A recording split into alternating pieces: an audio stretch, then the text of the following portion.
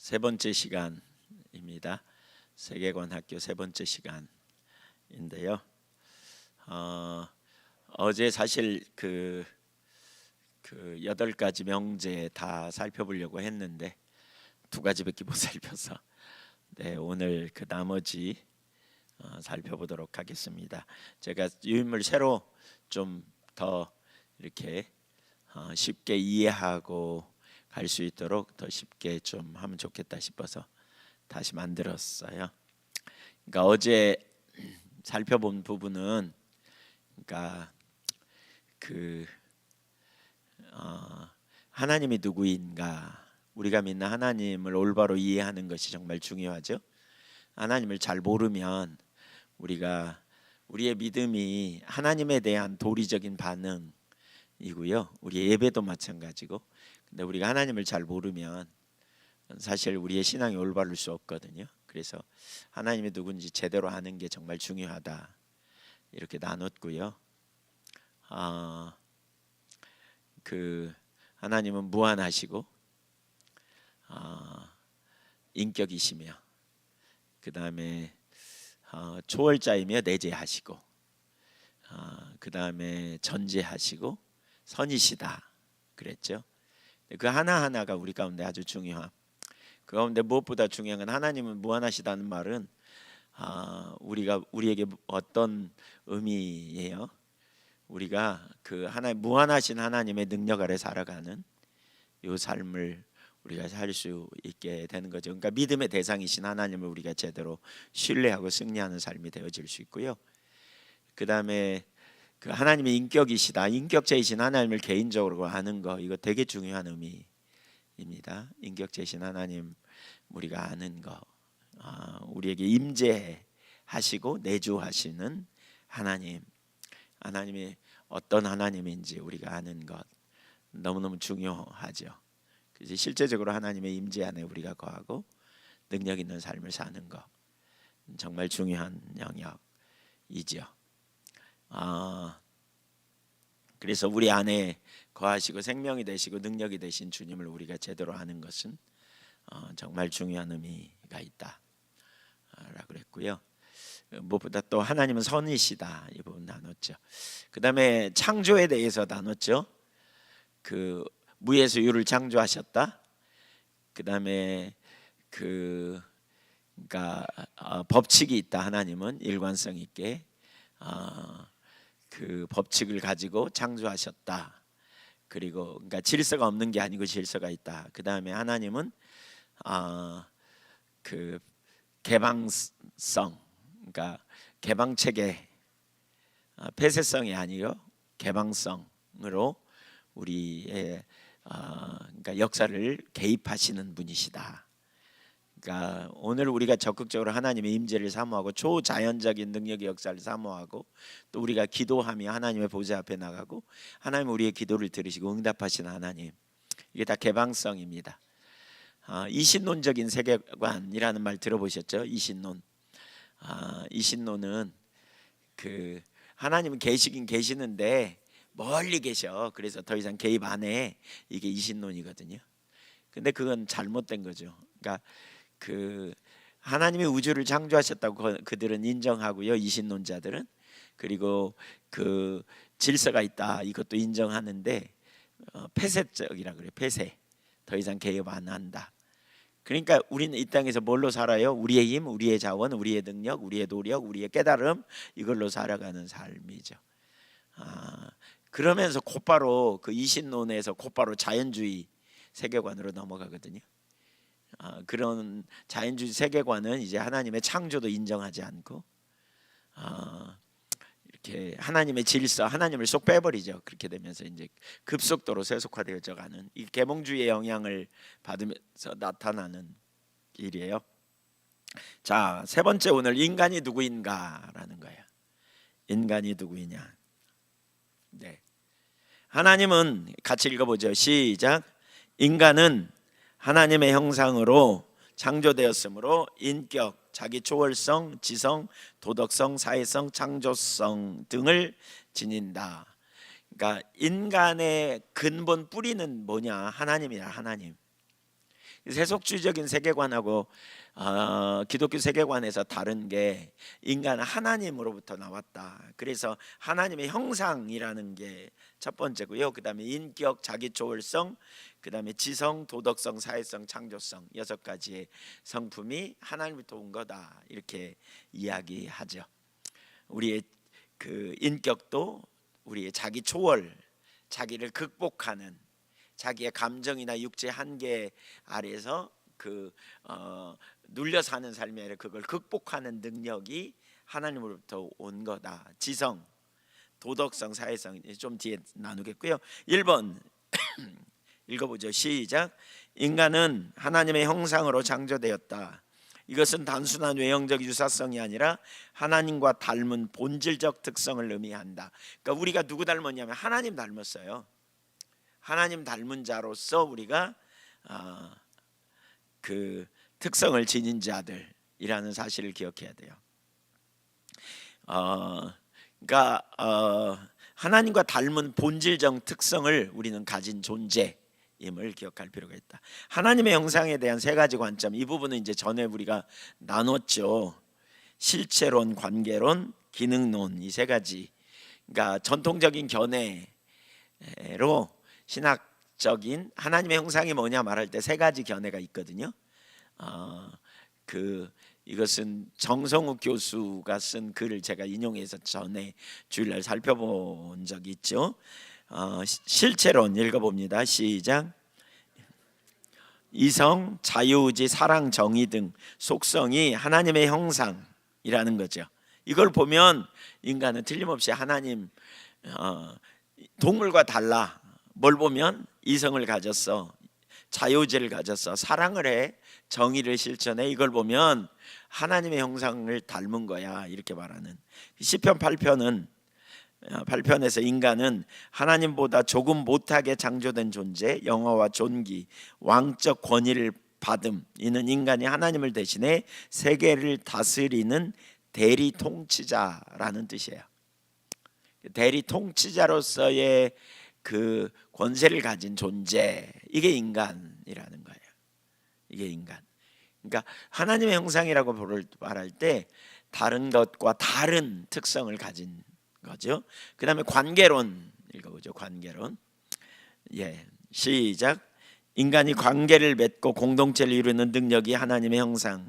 선악과 명령은, 선악과를 따먹지 말라 죽으리라 그거잖아요. 인간이 독립된 존재가 아니라 하나님께 의존해야 될 존재임을 잊지 않게 하려는 것입니다. 그래서 하나님과의 관계가 인간의 참된 고향입니다. 파스칼 읽어봅니다. 인간 마음속 빈 공간은 하나님만 채우신다. 어거스틴. 쉬기 전까지 쉼이 없다. 진정한 쉼, 안식이 없다는 거예요. 우리의 진정한 쉼은 하나님 안에 있어야 된다라는 거죠. 창세기 3장 8절에서 하나님은 아담과 하와가 함께 거니셨고 이는 인간의 존재 목적이 하나님과의 친밀한 교제임을 보여주는 것입니다. 인간의 존재 목적은 하나님과 친밀한 교제. 여기에 있다라는 거예요.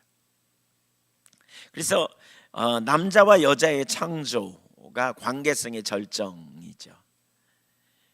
같이 읽습니다. 하나님은 인간이 혼자 있는 것이 좋지 않다고 하시며 하와를 창조하심. 인간은 하나님과 관계뿐 아니라 서로 간의 관계를 통해 완성된다. 결혼은 그 관계성의 가장 깊은 표현. 둘이 한 몸을 이루는 친밀한 연합을 이루는 것. 그 다음에 관계는 부담이 아니라 인간됨의 본질이며 성경적 세계관에서 인간의 진정한 회복은 사랑의 관계 회복이다. 이 관계를 잘 맺는 것, 관계적 존재, 인간은 기본적으로 이게 하나님의 형상의 특징이다. 새 인격을 가지신 하나님, 그러나 한 분이신, 그래서 새 인격 간의 소통을 통해서, 관계를 통해서 결론을 도출하고 함께 하시는 그 하나님을 의미해요. 그래서 하나님 되심을 의미하는. 그래서 이것이 인간이에요. 인간. 성경이 말하는 인간. 하나님이 세상을 다스리시도록 맡기신 통치 관리 기능이 하나님의 형상이다. 같이 읽어봅니다. 시작.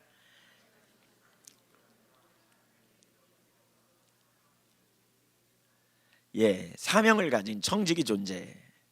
통치의 의미가 뭐냐면 착취가 아니라 청지기적 돌봄을 이루는 존재, 공동체성을 이루는 그거죠. 그래서 인간에게 주어진 통치권은 자연을 파괴하거나 이용하는 권한이 아니다. 그래서 대리 통치자의 정체성을 얘기해요. 거기 폰나드의 글을 보면 이렇게 말하고 있어요. 그러니까 이제 구약 신학자거든요. 고대 왕이 자신의 형상을 세워 지배권을 표시하듯 인간은 하나님의 형상으로서 하나님의 주권을 나타내는 표시. 그러니까 왜 저기 북한의 김일성 동상 막 곳곳에 세워놓은 것처럼, 그래서 자신의 통치권 영역을 표시하는 것처럼 고대 왕들이 그렇게 했다는 거죠. 근데 지금 하나님께서 그러니까 우리를 그렇게 하나님의 형상으로 만드셨다 그거예요. 그래서 인간은 스스로 주인이 아니며 하나님의 우주적 왕국을 섬기는 부왕, 부섭정자. 그러니까 진짜 왕은 하나님이시고요, 우리는 부섭정자로서 하나님과 동역자로서 하나님의 다스림을 드러내는 보호, 관리, 보존의 책임을 감당하는 사람들이라는 거예요. 책임을 감당하는. 나가 인간은 하나님을 섬기며 농업, 예술, 음악, 상업, 정치, 학문, 가정, 교회, 기술, 문명 등 모든 문화 활동을 통해 창조 세계의 잠재력을 개발하고 꽃피우는 일을 한다는 거예요. 모든 창조 이런 것들을 보존할 책임이 있는 거죠. 그래서 이 모든 활동은 하나님의 영광을 드러내는 방식으로 이루어져야 한다. 따라서 인간은 존귀한 존재이며 이 존귀함은 실제적인 면과 하나님이 부여하신 사명과 관계의 본질에서 나온다. 그러니까 이것들 중에 어느 것은 옳고 나머지는 틀리다고 말할 수 없다. 뭐가요? 실체론, 관계론, 기능론, 이 세 가지. 그러니까 창세기 1장 26절 이하에 보면 하나님이 인간을 하나님의 형상으로 만들어 생육하고 번성하고 땅에 충만하게 하시는, 그러니까 하나님이 통치하시는 이 땅에 하나님이 인간을 통해서 경작하고 지키게 하잖아요. 개발하고. 그러니까 인간에게 그 사명을 주었다. 그래서 인간이 그 일을 감당하는 기능을 갖게 된 걸 보면 이게 하나님의 형상이다, 그 얘기예요. 근데 이 세 가지 중에 어느 하나다 이게 아니고 세 가지가 다 중요하다는 거예요. 세 가지가 전부 중요하다. 다 통합해서 이것을 이해해야 돼요. 그러니까 이것은 거긴 안 나오지만 유물론 세속주의 세계관과 내서 보는 인간 이해와 완전히 다릅니다.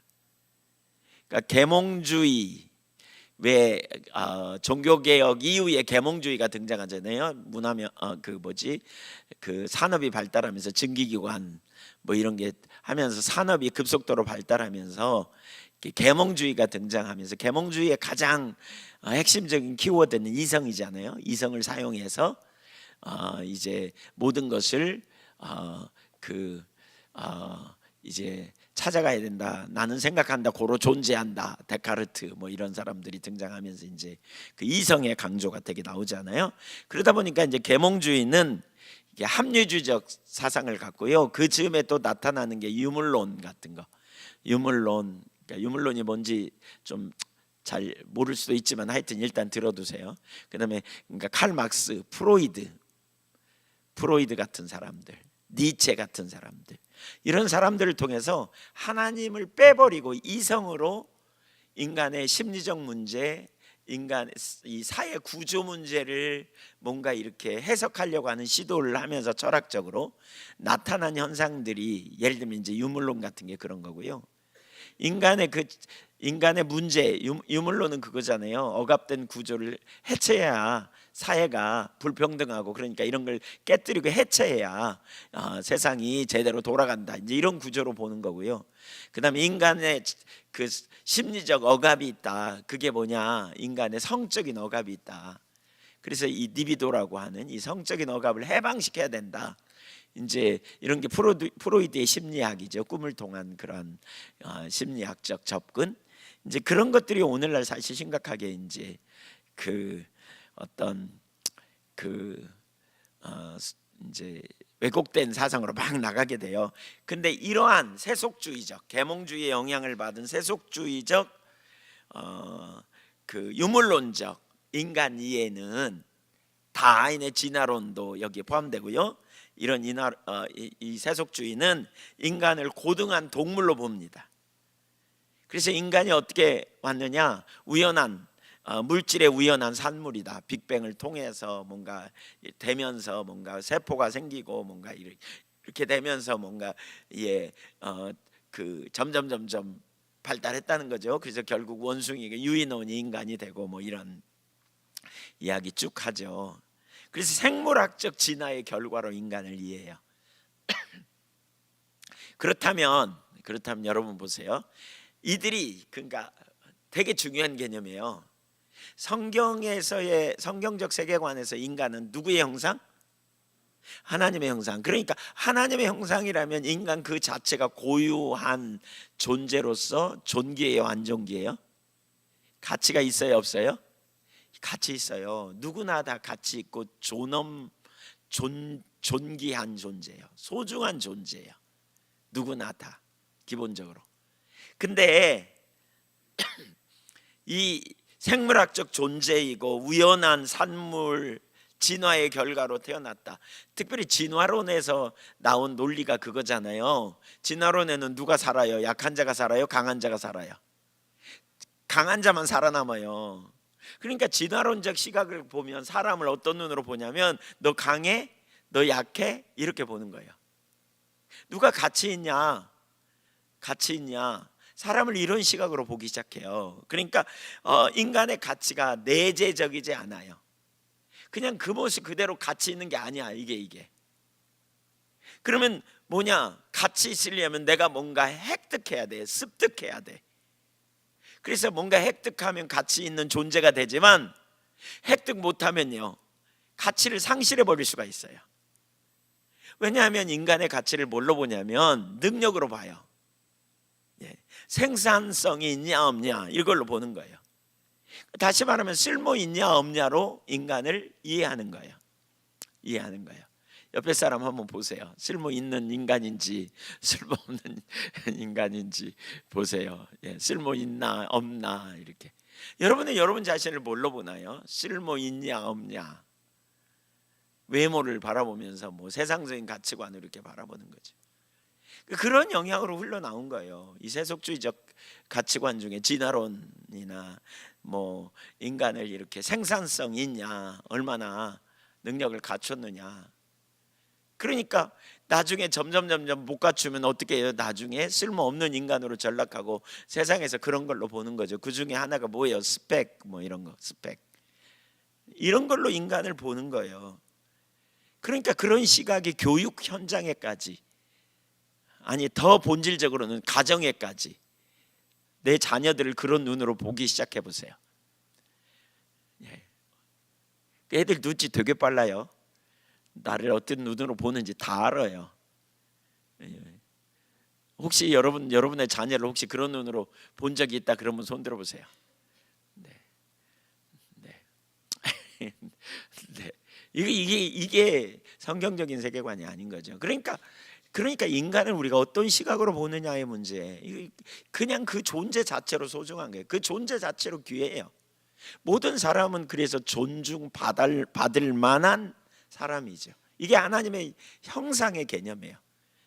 우리는 뭐 세워놓고 당신은 사랑받기 위해 태어난 사람 그러면서 속으로 판단하잖아요. 쳐다보면서 내가 너보다 코는 잘생긴 것 같고 뭐 우리 사실 옷 뭐 입었나 살펴보고 돈 있나, 얼마 저거 얼마짜린가 뭐 이런. 이 사고 자체가 우리 가운데 바뀌어야 돼요. 이게. 남을 그렇게 보는 눈이 있다면 틀림없이 자기를 그런 눈으로 볼 거거든요. 이게 뭐예요? 열등의식이죠. 혹은 우월의식이겠죠.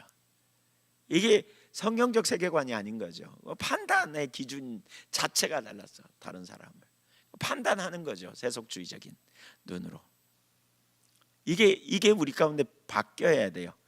뭐가 성경적인 사람인가, 우리가 이걸 성경적인 사람이 되려면 내가 어떤 시야를 가져야 되는가, 이 부분을 기억할 필요가 있어요. 거기 여러분에게 해당되면 나 이렇게 써놓으세요. 거기다 뭐 나라고 쓰면 좀 그러면 I 영어로 이렇게 쓰든지. 예. 그러면서 그런 영역을 어떻게 고쳐야 될지, 내가 어떤 시각으로 봐야 될지, 이렇게 보면요, 여러분, 그 인간의 본래 그 하나님의 형상을 못 봐요. 그 사람을 정말, 그 사람이 다르거든요. 예를 들면 공부 되게 잘하면 우리는 다 애들 볼 때 다 뛰어난 줄 알아요. 전혀 아닐 수도 있어요. 알잖아요, 우리. 그렇죠? 예, 다른 머리가 있잖아요. 다른 머리가. 우리는 그런 획일적인 기준으로 보기가 참 쉬운, 뭔가 가지고 뭔가 있으면, 그러니까 성경적 세계관으로 그냥 그대로 존중받고 사랑받도록 해줌이 얼마나 중요한지 모르죠. 예, 그런 눈이 없었다면 유물론적, 그 진화론적, 세속주의적 가치관, 자녀들을 그렇게 대했다면 오늘 집에 가셔서 사과하세요. 혹시 하나님께 먼저 회개하고. 아셨죠? 왜 대답 안 하세요? 뭐 다 그런 분 한 명도 없어요? 네, 다. 네. 두 번째, 인격 읽어봅니다. 같이 읽죠. 시작. 하나님이 인격을 지니신 것처럼 인간도 인격이 있다. 그것은 자기가 누구인지 알며 자의식, 강요 없이도 결정을 내릴 수 있다. 자기 결정력. 인간은 스스로 행동할 수 있는 존재다. 단순히 환경에 반응할 뿐 아니라 자신의 성격이나 품성에 따라 행동하는 존재다. 인격, 자의식과 자기 결정력이 있다는 거죠. 예. 그러니까 본능적으로 하는 게 아닌 거죠. 인간은. 그렇죠? 세속주의 세계관에서 인간이 이 인격을 어떻게 보냐면, 세속주의 세계관에서는요, 진화 과정에서 생긴 뇌 기능의 부산물로 봐요. 그래서 요즘 뇌과학 이런 게 되게 많이 발전하잖아요. 그 이유 중에 하나가 그런 개념으로 접근하는 거예요. 그러니까 인간을 유물론적 사고로 보면 물체의 변형에 불과한데, 예, 이것도 물체고 책상도 물체고 나도 물체야, 이렇게 보는 거예요. 근데 이 책상과 다르거든. 생각이 있고 사고형이 있고. 그럼 그건 뭐냐? 이런 식으로 이제 접근해 가는 거죠. 이런 식으로. 그러면서 진화 과정에서의 어떤 뇌의 기능으로 이해하는 경향, 그렇게 해석하는 경향이 있는 거죠. 하나님에게서 왔다, 이걸 인정 안 하는 거예요. 근데 우리는 인격이 하나님으로부터 왔다는 걸 기억해야 되죠. 그래서 사실 그런 의미로 본다면 짐승과 큰 차이가 별로 없어요. 이런 세계관에서는 짐승과 큰 차이가 없는 거죠.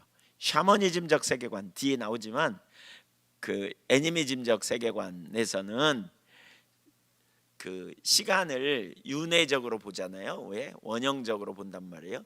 그래서 이생, 내생 뭐 막 이렇게 있잖아요. 그러니까 짐승이나 사람이나 별반 다를 바 없이 보는 인간을 그런 개념으로 이해해요. 예, 비슷한 개념으로. 근데 그 우리 기독교는 전혀 다른 거죠. 짐승과 완전히 차원이 달라요. 예, 짐승과 달라요. 그러니까 우리가 뭐 외화환견 뭐 이런 거 키울 수 있지만, 우리가 그걸 분명하게 가지고 우리가 그런 의식이 있어야 돼요. 그런 의식이. 제가 뉴질랜드 갔더니 집회하는데 강아지를 데리고 와가지고요, 가방 속에다 넣어놓고 옆에 사람한테 얘기해 주세요 그랬더니 강아지한테 막 얘기하는 거예요. 끝나고 나서 저한테 질문하는 거 있죠. 그분이 다 마치고 나한테 나가는데 강아지도 천국 갈까요? 이렇게 물어보더라고요. 네, 엄연히 다릅니다. 기억하세요. 달라요. 예, 달라요. 세 번째, 초월성. 읽어보죠. 시작. 하나님은 결코 자신의 환경에 구속받지 않으시고 단지 자신의 속성에 의해서만 제한되신다. 그러니까 환경을 뛰어넘는, 그렇죠, 초월적 하나님이잖아요. 다시 말하면 하나님은 선이시기 때문에 속일 수도 없으시고 속을 수도 없으시다. 외부의 그 어떤 것도 그분을 강요할 수 없다. 자신의 의지대로 자유롭게 행하실 수 있는 분이며 그분의 의지는 그분의 성품에 지배를 받는다. 이게 이제 하나님의 초월성이라면, 하나님은 환경이 뭐 그러기 때문에 이렇게 하고 저러기 때문에 저렇게 하고 이게 아니잖아요. 그런 것처럼 A번 시작. 인간은 어느 정도 자신의 환경에 대해 초월할 수 있다. 예. 발을 밟혔을 때 그래야 되는데 어떻게 하겠는가? 화를 내겠는가? 용서하겠는가? 고함을 지르겠는가? 미소를 지어야 하는가? 내가 취하는 행동은 나의 성품을 반영한다. 예, 누군가 내 발을 밟았어. 근데 고의로 밟은 것 같아. 그럼 성질 나려겠죠. 근데 실수로 밟은 것 같아. 아파 죽겠지만 어떻게 해요? 예, 그냥 어떻게 하겠어요? 그냥 참죠. 감정대로 안 한단 말이에요. 개의 발을 오늘 가서 밟아보세요. 혹시 키우면 어떻게 하는지. 개가 어떻게 해요? 예? 깨갱거리기만 하고 도망갑니까? 아니면 어떻게 합니까? 물라고 달라들죠. 물라고 달라져. 예. 그러니까 네, 다르단 말이에요. 초월할 능력이 있다. 근데 이게 중요해요. B번, 사람은 인격을 지니며 자신이 사는 우주로부터 초월할 수 있다. 그 뒤에 읽어봅니다. 시작. 하나님의 형상 안에서 자신의 삶과 세계를 변화시킬 수 있는 존재다. 인간의 선택과 행동은 실제로 역사와 우주적 사건에 영향을 미칠 수 있다. 이 말을 달리 표현하면 하나님이 창조하신 우주의 체계는 사람의 재조정에 의해 열려 있다는 것이다. 물론 여기 중요한 게 있어요. 인간의 선택은 하나님의 주권 아래에서 실제적 의미를 가지며 하나님은 인간의 선택을 사용하여 역사를 이루신다. 그러니까 여기 잘못 이해하면 인간의 선택 여부에 따라 역사가 바뀐다 이렇게 생각할 수 있는데 결국 하나님의 주권 아래에 있다. 이걸 잘 기억할 필요가 있어요. 예, 하나님 없이 인간이 하는 대로 역사가 움직인다. 그건 잘못된 생각입니다. 그건 합당하지 않은 생각이고요. 그렇죠? 그래서 인격을 가지고 자기 초월성, 이 초월성을 가지고 있기 때문에 인간은 어떻게 주어진 환경을 변화시킬 능력이 있다는 거예요. 변화시키는 본래 인간은, 물론 인간이 타락해서 자유의지가 왜곡되고 문제가 있죠. 그래서 뭐예요? 이 자유의지를 가지고 좋은 환경을 악하게 변화시켜. 악하게. 오늘 신방 가가지고 누구하고 얘기를 나눴더니 요즘 그냥 인테리어 이런 것도 참 어렵다고. 왜 어렵냐 그랬더니 그냥 분명히 본인 이걸로 해달라 그래 놓고 해놓고 안 이쁘면 내가 언제 그랬냐고 이러면서 돈 안 준다고 막 그런 일들이 있다고. 그런가요? 예, 좀 그런 일들이 있다고. 아예 해먹기가 어렵다고 뭐 그런 악하게 바꾸는 거죠. 이렇게 자유의지가 타락해가지고 인간이 그런 일들도 있죠. 그래서 인간의 선택 이게 그 선택을 사용하여 역사를 이루어 가시는 주관해 가시는 하나님. 하나님이 역사의 주권자예요. 우리 주님이 역사의 통치자예요. 그런데 인간을 통해서, 그러니까 인간의 선택을 통해서 역사를 이끌어 가시는, 이걸 뭐라 그러냐, 하나님의 섭니다 이렇게 표현해요. 뒤에 이제 하나님 이 역사에 대해서 나눌 때 나오는데, 이와 달리 세속주의 세계관에서 인간의 선택은 단지 생존 전략일 뿐 별 의미 없다 이렇게 표현합니다. 왜냐하면 폐쇄적이기 때문에. 그런 얘기를 해요. 10번 읽어보죠. 시작.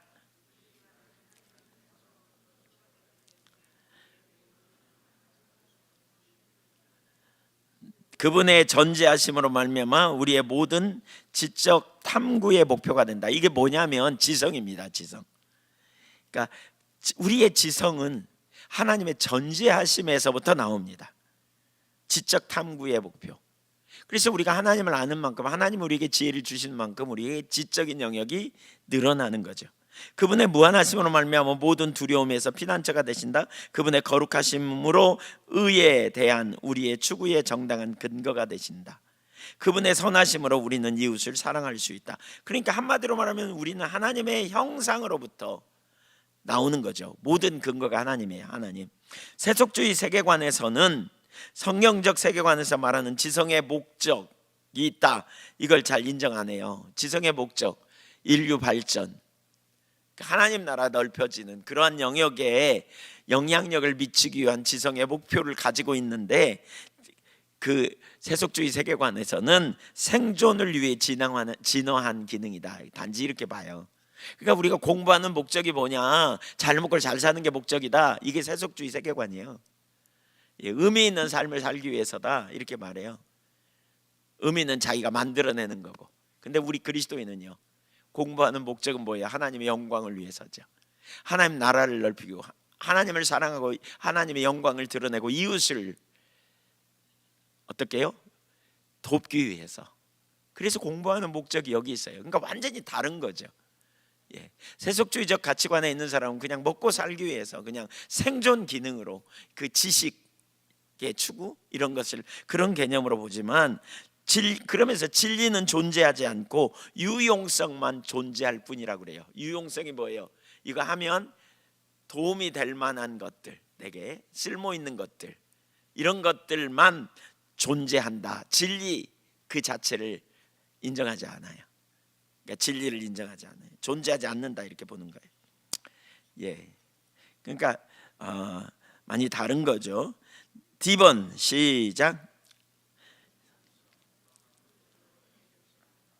우리가 하나님의 형상으로 지음 받음으로 하나님처럼 인격, 자기 초월성, 지성, 추리할 수 있는 능력, 도덕성, 선악을 분별하고 인식하는 능력, 사회성, 공동체를 이루는 관계적 능력, 창조성, 새로운 것을 상상하는 능력과 옛것에 새로운 의미를 부여하는 능력 등을 지니고 있다. 그러니까 인격, 자기 초월성, 지성, 지성은 추리할 수 있는 능력이죠.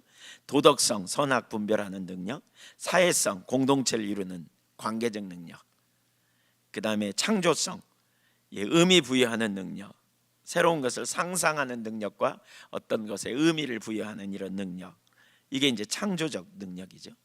성경적 세계관에서 인간은 진정 존귀해진다. 왜냐하면 그 하나님보다 조금 못한 존재로서 인간의 존엄성은 어떤 점에서 스스로의 것이 아니다. 인간의 존엄성은 아까 제가 앞부분에 나눴지만 누구로부터? 하나님으로부터 온다는 거예요.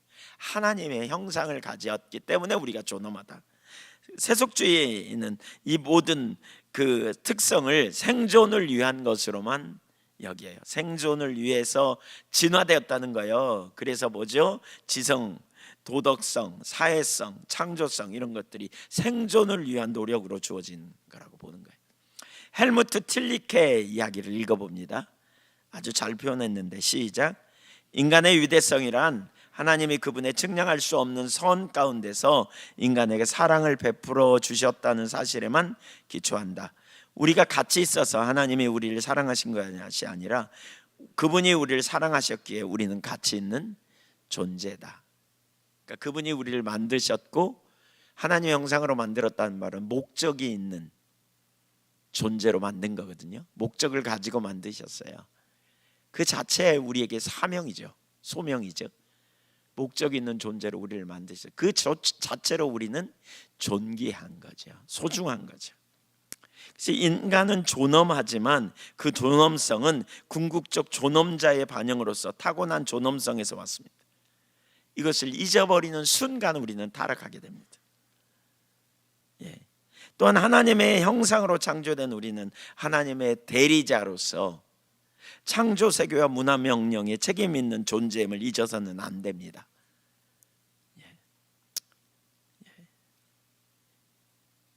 그 예로 우리가 하는 일을 새로운 시각으로 봐야 돼요.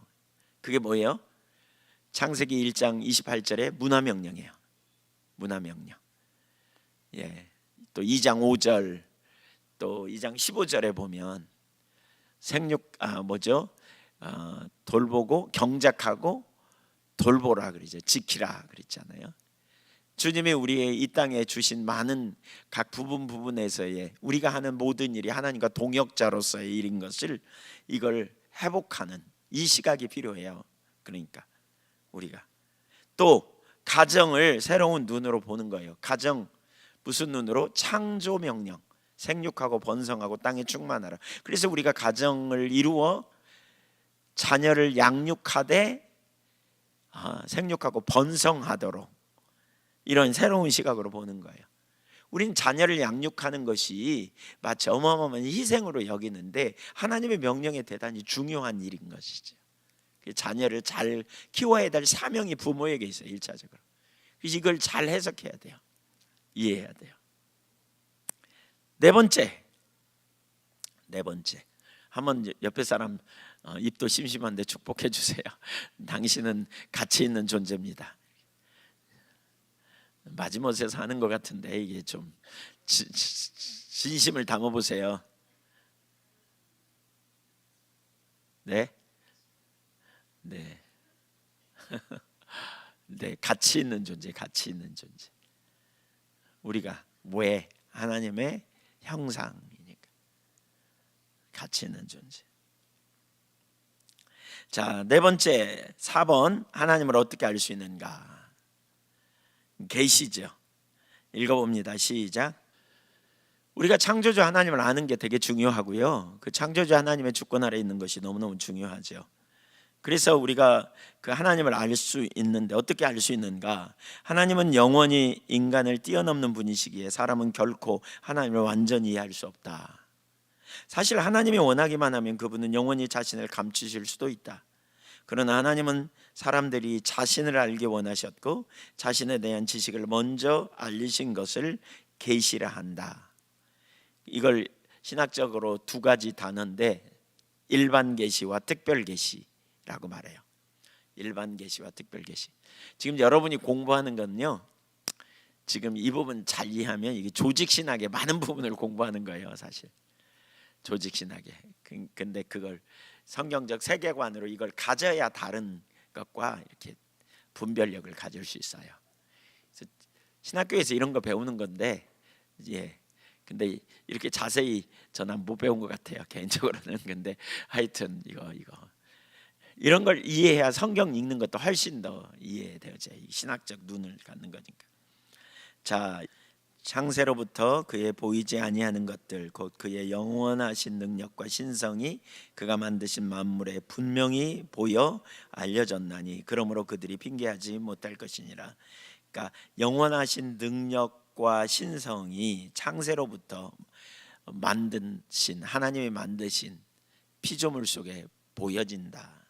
시편 19편에도 보면 하늘이 하나님의 영광을 선포하고 궁창이 그 손으로 하신 일을 나타내는다. 하늘 보면 하나님 알 수 있다. 지금 그 얘기거든요. 우주의 아름다움을 통해 우리는 하나님의 관에 많은 것을 배울 수 있다. 또 사람에게 눈을 돌리면 거기에서 더 많은 것을 배울 수 있다. 인격의 차원을 알 수 있다. 하나님은 인간처럼 인격을 지니셨음을 추론할 수 있다. 이 모든 거 하나하나를 우리가 더 알 수 있는 거예요. 특징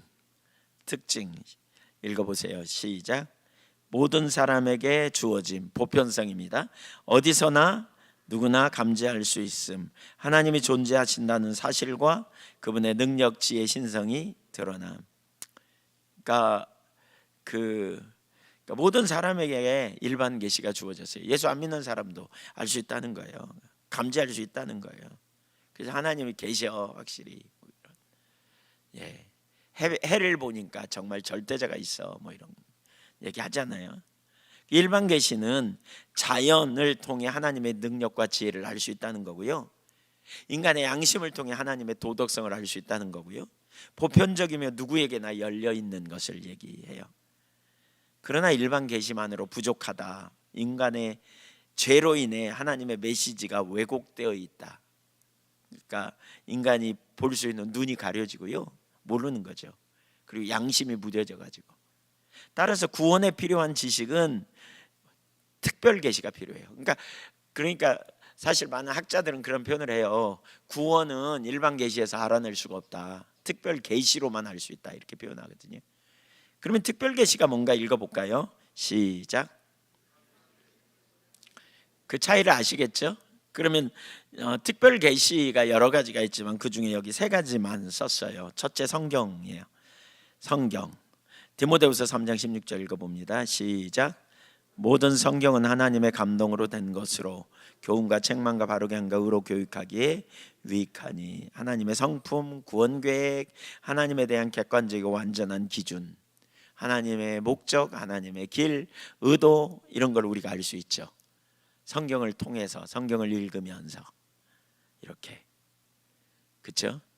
그 다음에 두 번째, 아들 예수 그리스도는 특별 계시 중에 계시죠. 단순히 메시지를 들고 오심이 아니라 예수님이 메시지 자체예요. 태초에 말씀이 계셨다 그랬죠. 히브리서 1장 2절 읽어보겠습니다. 시작. 이 모든 날 마지막에는 아들을 통하여 우리에게 말씀하셨으니 이 아들을 만유의 상속자로 세우시고 또 그로 말미암아 모든 세계를 지으셨느니라. 이는 하나님의 영광의 광채시요 그 본체 형상이시라. 그의 능력의 말씀으로 만물을 붙드시며 죄를 정결하게 하는 일을 하시고 높은 곳에 계신 지극히 크신 이의 우편에 앉으셨느니라. 그러니까 히브리서 4장 12절, 내일 아침에 이제 새벽기도 할 부분인데요. 내일 아침에 히브리서 4장 꼭 들어보면 좋을 것 같아요. 그 뒤에가 복음의 정수를 보여주는데, 그러니까 4장 12절에 보면 새벽기도 미리 하는 거예요. 4장 12절에 보면 뭐냐면 하나님의 말씀의 기능을 얘기해요. 살았고 운동력이 있어 좌우에 날선 어떤 것보다 더 예리하여 우리의 혼과 영혼과 관절과 및 골수를 찔러 쪼개기까지 한다. 이게 무슨 얘기예요? 말씀 앞에 서면 우리가 얼마나 심각한 상태인지를 말씀은 들춰내신다. 거기다가 13절에 뭐냐? 그러니까 지으신 것이 하나도 그 말씀 앞에 감출 게 없다. 이건 뭐예요? 하나님의 전지하심을 얘기해요. 그러니까 하나님 앞에 감출 수 없다. 말씀이 드러내고 하나님이 다 알고 계심을 나타내고, 그래서 말씀의 예리함과 하나님의 전지하심, 그 앞에 인간이 할 수 있는 일이 뭐냐 하는 거예요. 뭐예요? 인간이 뭐래요? 이게 이제 계시죠. 인간의 죄인됨을 드러내는 계시예요. 계시의 양면성, 말씀과 그 다음에 말씀의 기능과 그 다음에 예수 그리스도를 통한, 그러니까 이제 그렇게 하면서 뭐냐, 인간의 한계, 처절하게 내가 죄인이라는 사실을 깨달아요. 근데 여기서 말씀을 들어도 자기가 죄인이라는 사실을 발견할 때도 있지만 발견 못할 때도 많아요. 맞아요? 그렇죠? 네, 분명히 깨달으면 좋겠는데 못 깨달아. 예. 그러고 와서 그래, 엄청 교만한데, 내가 보면 엄청 교만한데 자기는 하나도 안 교만한 것처럼 목사님 교만한 사람들 되게 많아요 이러면서 이렇게 예. 그러면 죄인이 죄인인 줄 어떻게 깨닫느냐? 말씀을 통해서 성령의 조명이 있어야 돼요. 거기 성령의 조명. 그래서 여기 세 번째 그걸 나눈 거죠. 성령의 조명이 없으면 영적 진리를 깨닫지 못한다. 그래서 성령의 조명으로 깨닫는 거예요. 뭘? 죄인임을. 그러니까 이제 14절에서 그러거든요. 히브리서 4장 14절에 보면 뭐라고 말하냐면 그러므로 우리에게 대제사장이 계시다, 이렇게 표현해요.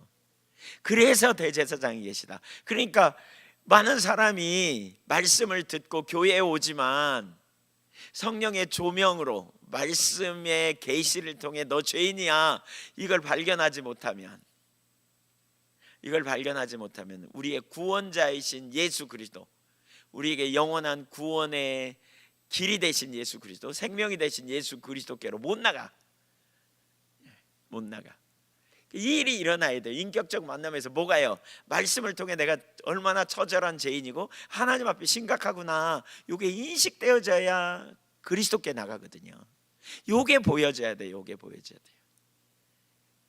직면해야 돼요. 여러분, 우리의 상태가 심각하다 그럴 때 남들도 그러지, 이건 직면하는 게 아니거든요. 이건 도피하는 거예요. 나만 그런가? 뭐 남도 다 그래. 혹은 어쩔 수 없었어. 이건 직면하는 게 아니에요. 우리 신앙의 자기의 심각성을 깨달을 때 딱 하나님 앞에 멈춰서서 하나님 앞에서 내가 죄인이라고 직면하는 일이 일어나야 돼요. 그게 한 번 일어나, 두 번 일어나, 세 번 일어나, 네 번 일어나, 그러다 보면 죽을 것 같거든요. 내가 진짜 심각하구나. 은혜 그런 경험 막 하지? 네, 은혜로 이끌라 그래 하나님이. 네. 그냥 진짜 죽을 것 같다. 그러면서 직면해. 하나님, 저 이제 더 이상 피할 곳이 없어요. 저 너무 심각해요. 저 정말 심각한 사람이에요. 주님은 다 알고 계시는 그 전지하신 주님 앞에 내가 뻘거벗은 것처럼 가릴 곳도 없는, 숨을 곳도 없는 그 사실을 인식하는 거죠. 그러는 가운데 그래서 하나님의 아들이 나를 위해 오셨구나, 이걸 깨닫는 일이 일어나는 게, 이게 인격적 주님과의 만남과 교제의 시작이 되는 거죠. 그런 가운데 그 전에 심령의 애통함이고 심령의 가난함이고요. 이 일을 깨달으면서 우리가 뭐예요? 오직 예수. 그래서 심령이 가난한 자는 복이 있다. 왜? 예수 그리스도를 믿음으로 천국을 소유하게 됨이죠. 이 일이 우리의 기초라면 그 다음에 또 무슨 일이 벌어져요? 그렇게 살다 보면 이제 죄 안 질 줄 알았더니 또 지고 또 질 때 이제 애통하는 음으로 가는 거죠. 그런 과정이 반복되면서 온유함, 내 속에 정말 선함의 한계도 없다, 이걸 발견하고 깨닫는 거죠. 이걸 진짜 깨닫는 거죠. 그래서 세 가지가 같이 가야 돼요. 한번 따라주세요. 성경, 예수 그리스도, 성령의 조명. 예수님이 나를 위해 오신 하나님의 아들이라는 게 그때 보여요. 그리고 왜 예수님이 십자가를 져셔야 했고 왜 예수님이 나를 위해 죽으셨는가를 알게 돼요. 여러분, 예수 그리스도 뿐이잖아요, 우리의 유일한 구원은. 근데 예수 그리스도 뿐이라고 입술로는 말하는데 자기가 죄인이라는 사실을 부분적으로 알면 그냥 예수 그리스도 뿐이지, 근데 오직 예수 뿐이네, 근데 그게 깊이 안 하다. 그러니까 뭐 나는 괜찮은 사람이라고 말을 많이 듣는데 이러다가 끝나. 이거 심각한 거예요. 우리가 얼마나 심각한 죄인지를 발견하는 것. 성령의 조명. 그래서 거기 고린도전서 12장 2절을 볼까요? 영적인 것으로 분별한다. 조명이 필요해요. 조명이. 성령의 조명이 필요해요. 제가 전에 있던 죽천교회에서 그랬댔잖아요. 전도를 어떻게 했어요? 교회에 사람들이 나왔어요. 문제는 그들이 전혀 말씀을 못 알아듣는 거예요. 죽을 만큼 힘들었어요. 근데 이 고린도전서 이 부분의 말씀을 읽으면서 2장 6절 이하를 쭉 읽으면서 제가 그걸 깨달은 거예요. 결국 성령님이 하셔야 되는구나. 그래서 성령님 임하여 달라고 기도하고 그 성령의 역사를 통해서 알게 되는 거죠.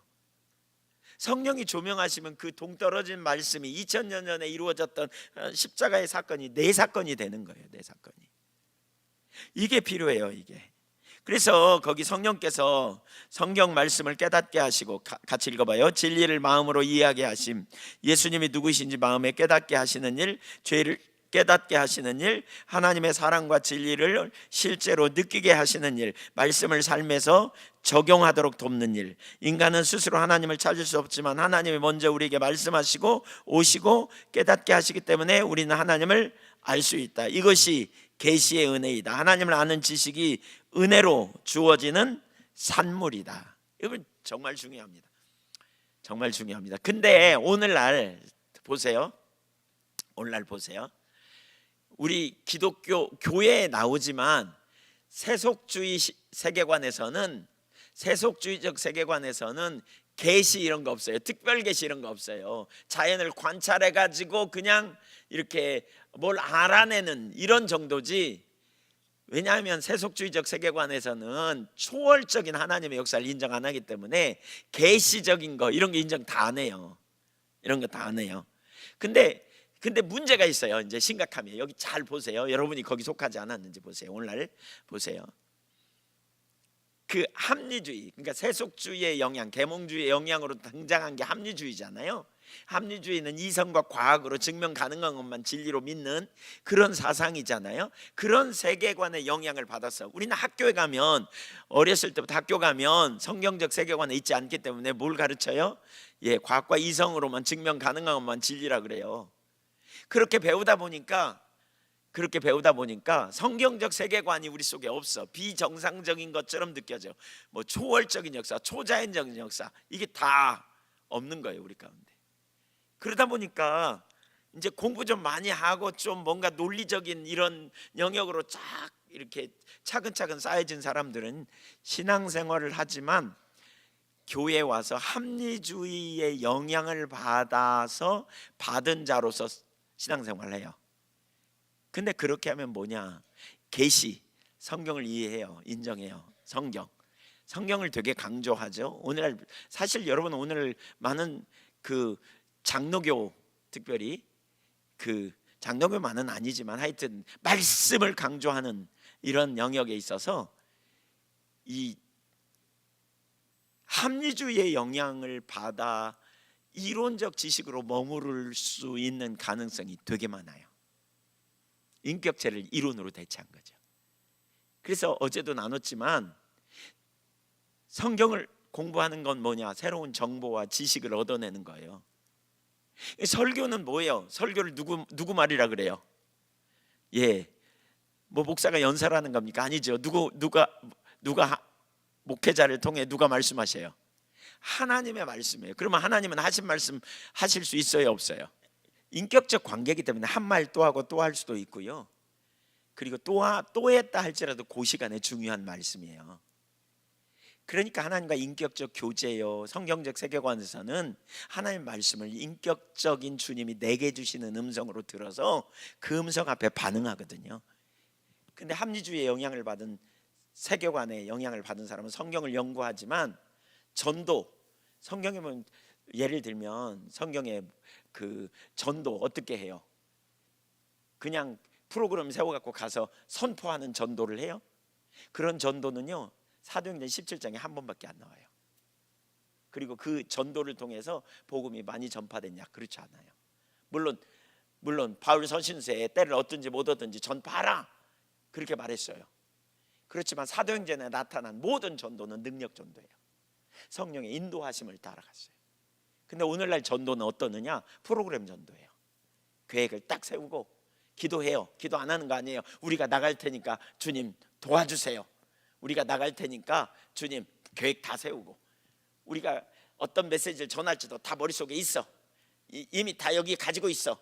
그리고 가는 거예요. 근데 초대교회는 그렇게 했어요? 전혀 안 그래요.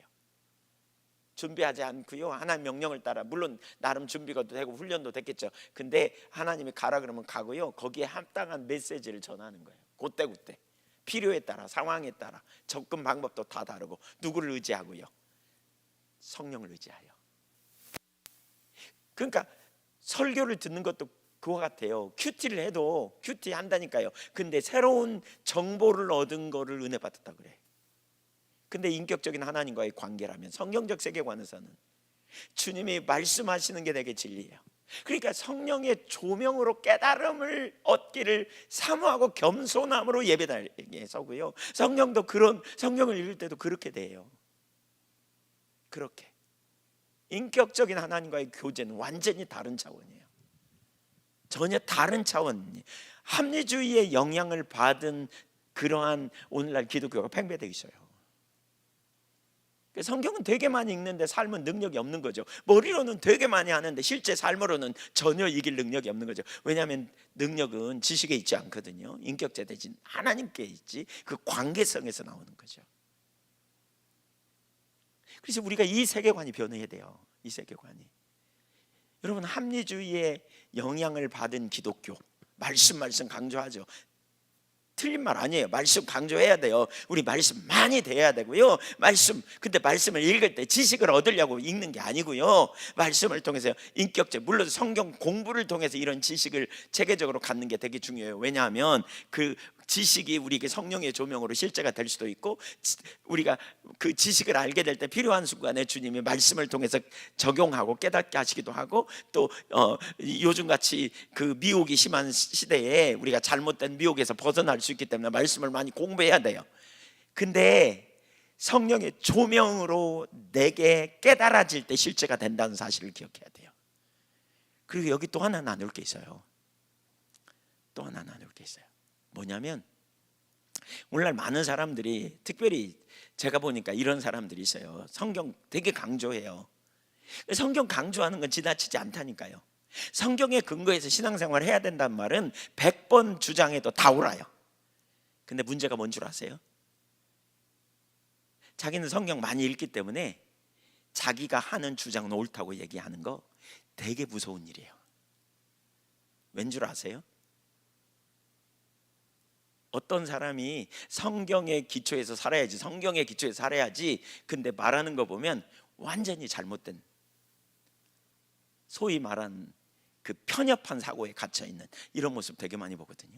때로는 성경의 근거에서 한다는 거예요. 이게 무슨 얘기냐면요, 이런 거예요. 여러분, 이걸 잘 알으셔야 돼요. 그러니까 성경을 읽는다는 거, 공부한다는 거, 성경을 읽는다는 것은 성경을 있는 그대로 읽어야 되는데, 우리 누군가가 나에게 넣어준 성경 있는 신학을, 틀을 내게 줬어요. 그래서 자기 신학적인 틀을 가지고 성경을 읽으면 그 증거 본문들만 찾아요. 그 증거 본문들만. 그래서 자기는 성경에 근거해서 얘기한다 그러는데 전혀 엉터리인 경우도 결코 적지 않아요. 결코 적지 않아요. 그러니까 성경을 있는 그대로, 본문 그대로 읽어내는 게 아니고, 우리는 누군가가 성경을 어떤 눈으로 봐야 될지 이미 음으로 양으로 되게 훈련돼 있거든요. 훈련돼 있어요. 다 있는 그대로 안 봐요. 이미 색안경이 다 있어요. 그러니까 잭 디어라고 하는 분이 원래 초자연적인 성령의 역사를 인정 안 했어요. 그분은 달라스 신학 구약학 박사였어요. 달라스 신학은 우리나라 교수님들 중에 그 학교 출신 많거든요. 그리고 공부 많이 시키기로 유명한 학교예요, 미국에. 근데 이 학교는 초자연적인 성령의 역사가 끝났다고 주장하는 세대주의 신학이었어요. 지금은 완전히 바뀌었대요. 근데 이분이 거기 구약학 교수였다니까요. 근데 그분이 그 책을, 아니 이제 이분이 어떤 계기로 초자연적인 성령의 역사가 세 시대, 모세와 엘리야 시대, 모세와 여호수아 시대, 엘리야와 엘리사 시대, 예수님과 사도 시대만 있다고 생각했던 그 분야, 그 정도의 의식을 가지고 있다가 어떤 거를 계기로 이분이 바뀌어요. 그러면서 성경을 다시 봤더니 자기가 못 보던 게 너무나 많더라는 거예요. 너무나 깜짝 놀랐대. 그러면서 이분이 뭐라고 하는 줄 아세요? 구약을 1000번 이상 읽었대요. 이분은 1000번. 안 놀라세요? 네, 학자들은 근데 1000번 읽었던 게 그냥 쑥 요즘 뭐 이렇게 요즘 막 속독하는 거 막 빨리 읽으면 거기서 듣고 앉아서 읽었다 이렇게 하는 분들도 더러 있더라고요. 예, 근데 학자가 그렇게 안 읽죠. 학자는 꼼꼼히 연구하면서 1000번 이상 읽었다는 얘기거든요.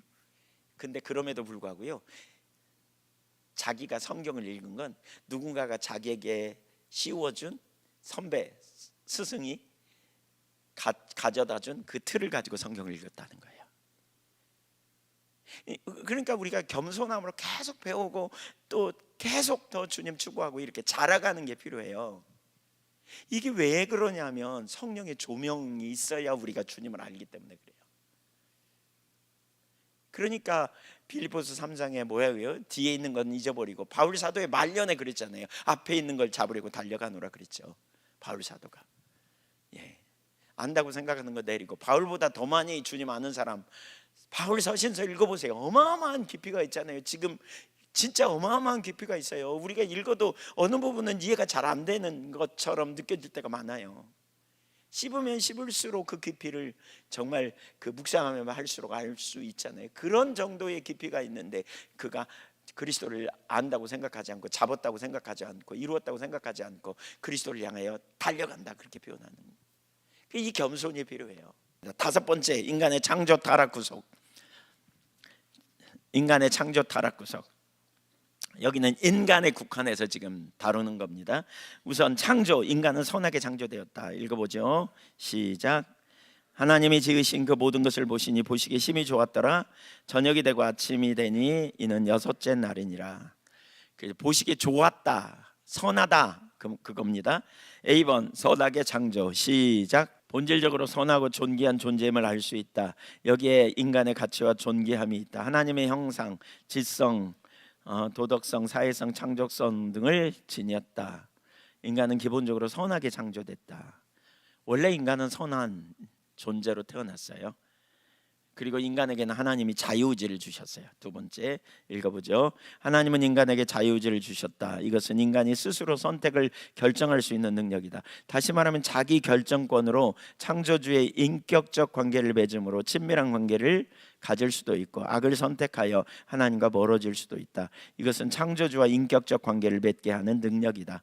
기계처럼 만들지 않고 하나님의 사랑에 응답하고 그분을 알고 섬기며 교제할 수 있는 존재이다. 자신의 선택과 책임을 통해 하나님의 선하심을 반영하며 세상에서 하나님을 영화롭게 할 수 있다. 그러니까 기계적이지 않다는 거예요. 로봇이 아니에요. 인간은 하나님을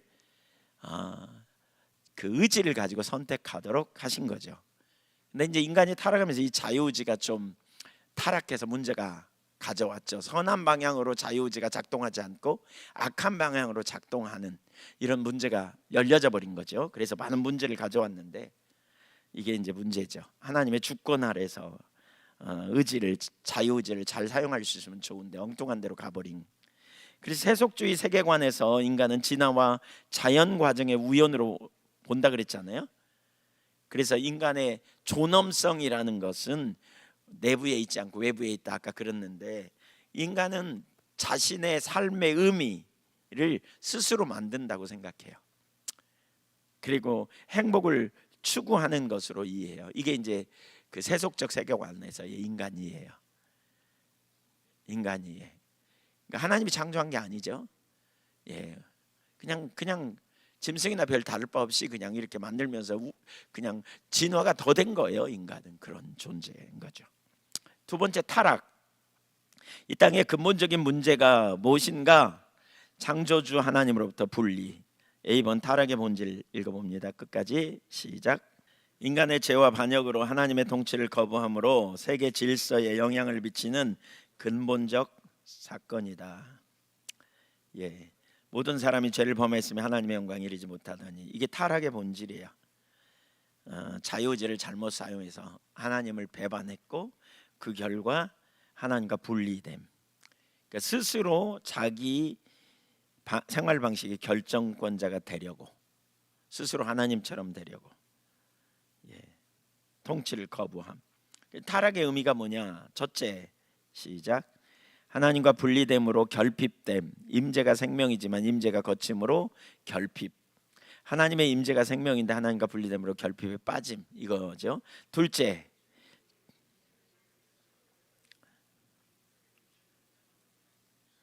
자연사의 관계 전체가 혼란과 왜곡 속으로 들어감. 그래서 거기 자연사의 관계의 왜곡이 어떻게 일어났는지 예를 제가 거기다 찾아놨어요. 자연질서의 왜곡, 창세기 3장 시작. 땅이 너로 말미암아 저주를 받고 가시와 엉겅퀴를 낼 것. 인간의 탐욕으로 인한 생태계 파괴, 미세 플라스틱, 산림 파괴, 질서에 대한 불순종이 만들어낸 파괴적 결과. 자연 질서가 왜곡된 거죠. 오염, 그다음에 지금 균형이 막 깨져감, 바닷물 온도가 올라가고 막 이런 일들이 막 생김. 지금 급격하게 그런 일이 막 일어나고 있죠. 지금 북극에 얼음이 녹아가고 있고 만년설이 점점 줄어들고 있고 이전까지 일어나지 않던 일들이 막 일어나는 거죠. 땅이 너로 말미암아 저주를 받고 엉겅퀴를 낼 거다, 이렇게 말하고 있어요. 죄로 인한 결과인 거죠. 인간이 무질서를 택함으로 말미암아 욕망에 따른 무질서. 그다음에 사회 질서의 왜곡. 시작. 너는 남편을 원하고 그는 너를 다스릴 것이니라. 전쟁과 폭력, 권력과 이익을 위한 국가 간 전쟁이 일어나고 정의가 실종됨, 인종 갈등, 종교 갈등이 나타남. 사회 질서가 깨져버리는 거죠. 그 다음에 고통을 낳는 노동구조, 땀을 흘려야 먹을 것을 얻을 것, 일은 기쁨이 아닌 생존의 수단이 됨, 부의 불평등, 착취, 차별, 억압 구조가 나타난 것. 예. 질서가 남을 배려하고 선함으로 이끌고 돕고 협력하고 팀을 이루고 이게 아니고요. 예. 다른 사람을 경쟁의 구조로 보는. 예. 그다음에 성 역할과 질서 왜곡, 남성과 여성 간의 갈등, 가정 폭력, 관계가 파탄나는 거, 이런 거죠. 그래서 관계 질서의 왜곡, 책임 전가가 시작되는 거죠. 하나님이 주셔서 나와 함께 하신 여자, 그녀가 주어서 먹었습니다. 책임 전가하는 거죠. 책임 회피와 정죄, 읽어보세요. 부부, 친구, 공동체 안에서 내 잘못이 아니다라는 태도, 그 다음에 시기, 질투, 경쟁, 가인과 아벨에서 보여지는 관계 파괴의 극단, 너 때문이야, 뭐 그런 거죠. 너 때문이야. 예. 네가 그래서 그래, 이렇게 남 탓하는, 나의 문제야, 이렇게 말하고 있지 않죠. 아이 메시지라 그러죠. 내가 힘들어, 나 어려워, 뭐 이런 게 아니고, 예, 상대방 이런 시기, 질투, 경쟁심, 이런 게 다 악의 결과예요. 소통과 단절, 소통의 단절, 갈등을 해결하는 것이 아니라 피하고 공격하는 것, 가정을 붕괴하고 이혼을 증가시키는 것, 이용하는 관계가 된 거죠. 사랑과 존중이 아닌 저 사람이 나에게 어떤 이익을 주는가로 사람을 평가하는 것, 이런 게 이제 죄죠. 깨어진 관계, 모든 어디에서 나왔어요? 예, 그러니까 타락이 바로 이게 타락의 문제들인 거죠. 타락의 문제들, 타락의 결과. 타락으로 인한 하나님의 형상은 비록 회복할 수 없을 정도로 완전히 파괴되지 않았지만 훼손되었다. 그러니까 심각하게 훼손된 거예요. 하나님의 형상이. 인격 읽어보십시오. 시작. 이게 가장 심각한 거예요. 인격이 성숙되지 못하고 자기중심적이죠. 이기적이죠. 예. 그러니까 자기 결정력이 자기 중심으로 사용하는 거예요. 그 다음에 자기 초월성. 시작.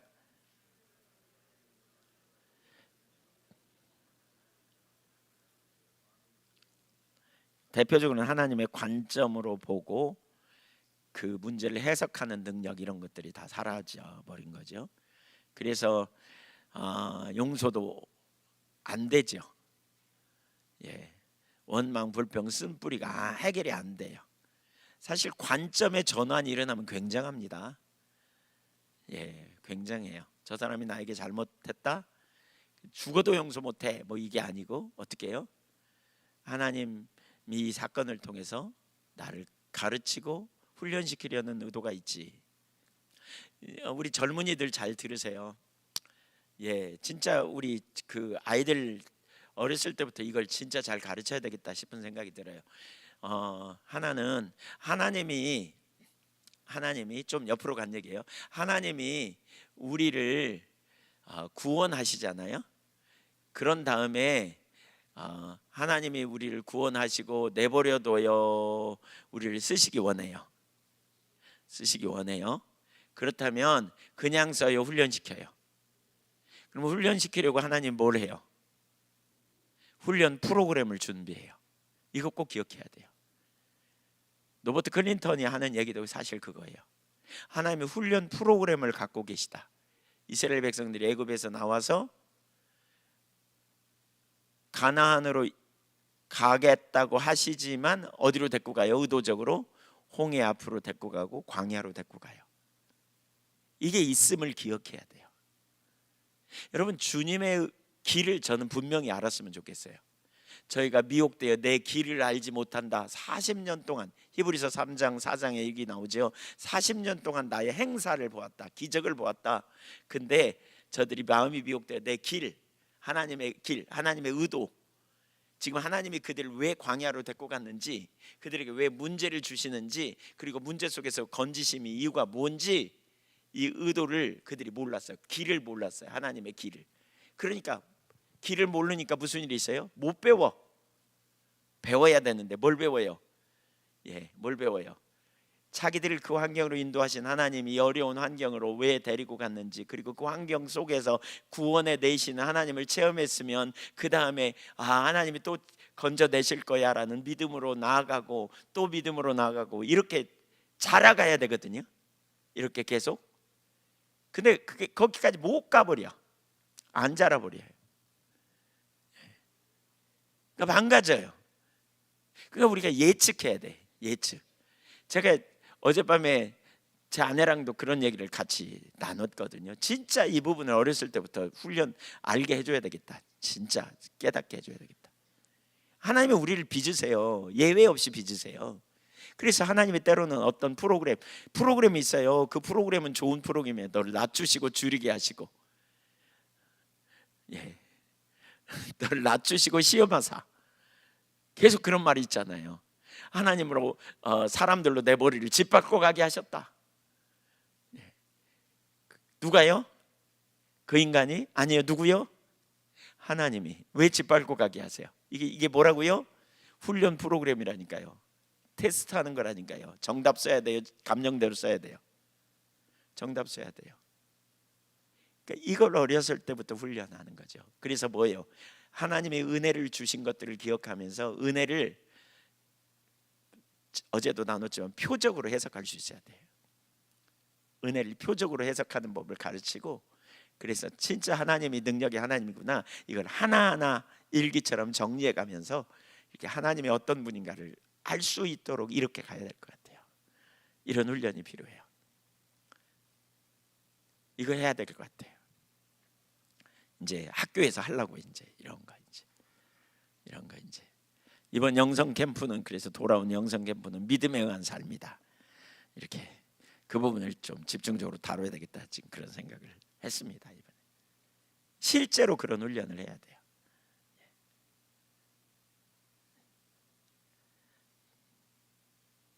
그러니까 관점을 올바로 갖고 훈련되고 준비되어져서. 그래서 광야에서 약속은 받았지만 망한 광야 출애굽 1세대처럼이 아니라 진짜 믿음의 세대로 다윗, 요셉, 아브라함 이런 세대로 세워져야 되지 않겠나라는 거죠. 지성 읽어보죠. 시작. 그 다음에 도덕적, 사회적,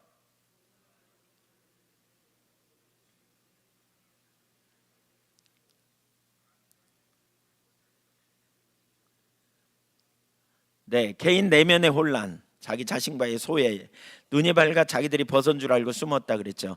무슨 혼란이 왔냐? 정체성 혼란. 나는 누구인가? 왜 사는가? 이제 이런 문제가 오고요. 자존감 상실하고요. 자기 혐오, 불안, 두려움, 수치심에 빠지고요. 하나님의 임재에 나아가지 못하고 숨는 인간이 됐어요. 그전엔 담대했는데. 죄책감과 억울함의 반복, 자신을 혐오하거나 이유 없이 억울함과 분노를 쌓음, 중독과 강박, 죄의 힘 앞에 무력함, 음란, 물질, 권력, 인정, 사람에게 인정받는 중독이 되는 것, 원하는 선은 행하지 못하고 원하지 않는 악을 행하는 상태가 돼버린. 그다음에 영적 질서의 왜곡이에요. 하나님과 관계가 파괴된 거죠. 창세기 3장 8절부터 10절에 보면 하나님의 낯을 피하여 숨었나이다. 하나님을 두려워하고 피함, 죄 때문에 하나님의 임재를 부담스러워함. 그래서 우상 숭배, 하나님을 잃어버리자 이제 다른 곳에서 만족을 찾음, 돈, 명예, 관계, 성공, 쾌락, 그리고 영적 무감각, 불순종에 빠지고 하나님 말씀을 들어도 순종하지 않고 영적 진리에 대한 무관심으로 자기 신격화. 세속주의 세계관에서는 타락을 심리적, 사회적, 환경적 요인으로 봅니다. 세속주의 세계관은. 그러니까 우리는 영적으로 보는 거죠. 하나님과 관계가 분리되면서 금방 인간은 내면적으로, 외적으로 하나님과의 관계가 끊어지니까 자기중심적으로 이렇게 돌아간 거잖아요. 근데 세속주의에서는 심리적, 사회적, 환경적 요인으로 봐요. 그래서 사회적으로 불평등한 거다, 교육 부족이다, 권력 구조에 문제가 있다, 사회적으로 억압이 있어서 그렇다, 경제적으로 착취를 해서 그렇다, 이렇게 문제를 이해해요. 그러니까 인간의 문제가 아니라 사회적인 문제 또는 인간의 심리적인 문제, 이런 부분을 해결해 줘야 된다. 그래서 심리적인 문제를 해결하기 위해서 왜 프로이드 같은 사람이 주장한 게 이제 그런 거죠. 네가 좋은 대로 살아. 그런 게 다 프로이드 심리학에서 나온 거죠. 포스트 모더니즘과 연관해서 신은 죽었어, 그러니까 네 맘대로 살면 돼, 이런 거죠. 이게 포스트 모더니즘의 그 가지고 있는 사고죠. 니체의 사상에서 나오는 이런 영향들. 그래서 외부적인 문제가 해결하면 죄가 없을 거다. 거기서 나온 것 중에 하나가 교육 철학이거든요. 교육 철학은 뭐예요? 사람이 못 배워서 무지해서 문제가 생긴 거야. 그러니까 잘 가르치면 인간은 변할 거야. 사상이 변할 거야. 유토피아가 이루어질 거야. 이상사회가 이루어질 거야 라고 얘기했는데, 교육이 발전한다고 죄가 없어지는 게 아니라 오히려 더 지능적인 범죄가 생기는 거죠. 내면을 내 문제인데, 근본적으로 악이 우리 속에 있는데, 선이 타락해서 악이 돼버리는데. 그래서 세 번째 구속, 문제 해결이 무엇인가? 문제 A번 문제와 해결 읽어주세요. 시작. 예수 그리스도의 대속적 죽음과 부활을 통해 분리, 하나님과 분리됨, 생명이신 하나님, 임재를, 동행을 기뻐하시는 하나님. 근데 그 하나님의 얼굴을 구하지 않고 우리가 하나님을 떠나니까 하나님도 얼굴을 숨기면서 분리가 일어나. 그래서 어떻게 해요? 결핍에 빠지게 됨. 그 막힌 담을 헐어내기 위해서 예수님이 오셔서 죄를 대속하는 죽음과 부활을 통해서 다시 하나님과의 관계가 회복되고 분리가 연합으로 바뀌고, 그래서 하나님의 통치가 회복되고 하나님의 새 창조의 역사가 시작됨. 그래서 1장 5절 15절 5장 17절 읽어볼까요? 시작. 구속은 단순히 회복이나 도덕적 변화가 아니라 하나님과의 관계 회복이며, 이 관계 회복을 통해 인간 본래의 목적, 하나님 나라 통치의 회복으로 돌아가는 것이다. 그리스도의 사역을 통해서 하나님 나라가 회복되고 인간을 구속하시고 선을 회복시키는 과정을 시작하셨다. 거기 네 가지를 얘기하죠. 예수님의 죽음, 뭐예요? 예수님의 부활, 성령의 내주, 교회. 그러니까 교회 공동체를 통해서 예수를 주로 믿는 무리들이 모여서 이렇게 빚어지고 세워지면서 교회 공동체가 결국 하나님의 회복 프로젝트에 펼쳐지는 공동체로서의 사명을 감당하는. 그래서 구속은 단순히 천국의 티켓이 아니라 삶 전체를 회복하는 전인 구원이죠. 하나님의 역사입니다. B번 하나님의 구속 방식, 찾으시는 사랑이에요. 아담아 네가 어디 있느냐? 하나님 먼저 우리를 찾으신 거예요. 우리로부터가 아니에요. 이게 놀라운 은혜죠. 무조건적인 은혜와 무한한 은총으로 소외의 근본적 치료의 길이 열렸어요. 소외의 근본적 치료의 길이 열린 거죠. 이것은 단순한 도덕적 회복이 아니라 하나님과 관계 회복, 분리를 극복함을 목표로 하는 것이고요. 하나님, 이웃, 인간, 이웃, 자연 모든 관계가 회복된 샬롬 회복, 이것이 이 구속의 방식이고 목표이기도 하죠. 그러면 인간이 어떻게 선택하느냐가 중요해요. 받아들이냐 거절하느냐. 강요하지 않죠. 그러나 선택의 결과가 되게 중요해요. 순종이냐, 순종과 믿음이냐, 거부와 배반이냐. 그래서 그리스도 안에 새로운 피조물로서 하나님과의 관계 회복에 집중할 필요가 있다라는 거죠.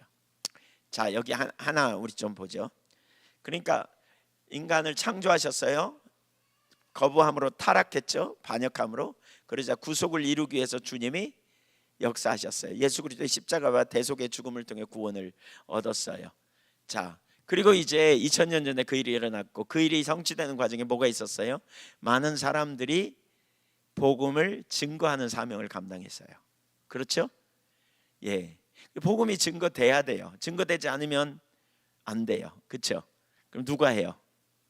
누가 해요? 복음 전파의 주체는 누구예요? 하나님이죠. 하나님이 누구를 통해서? 우리를 통해서요. 우리를 통해서.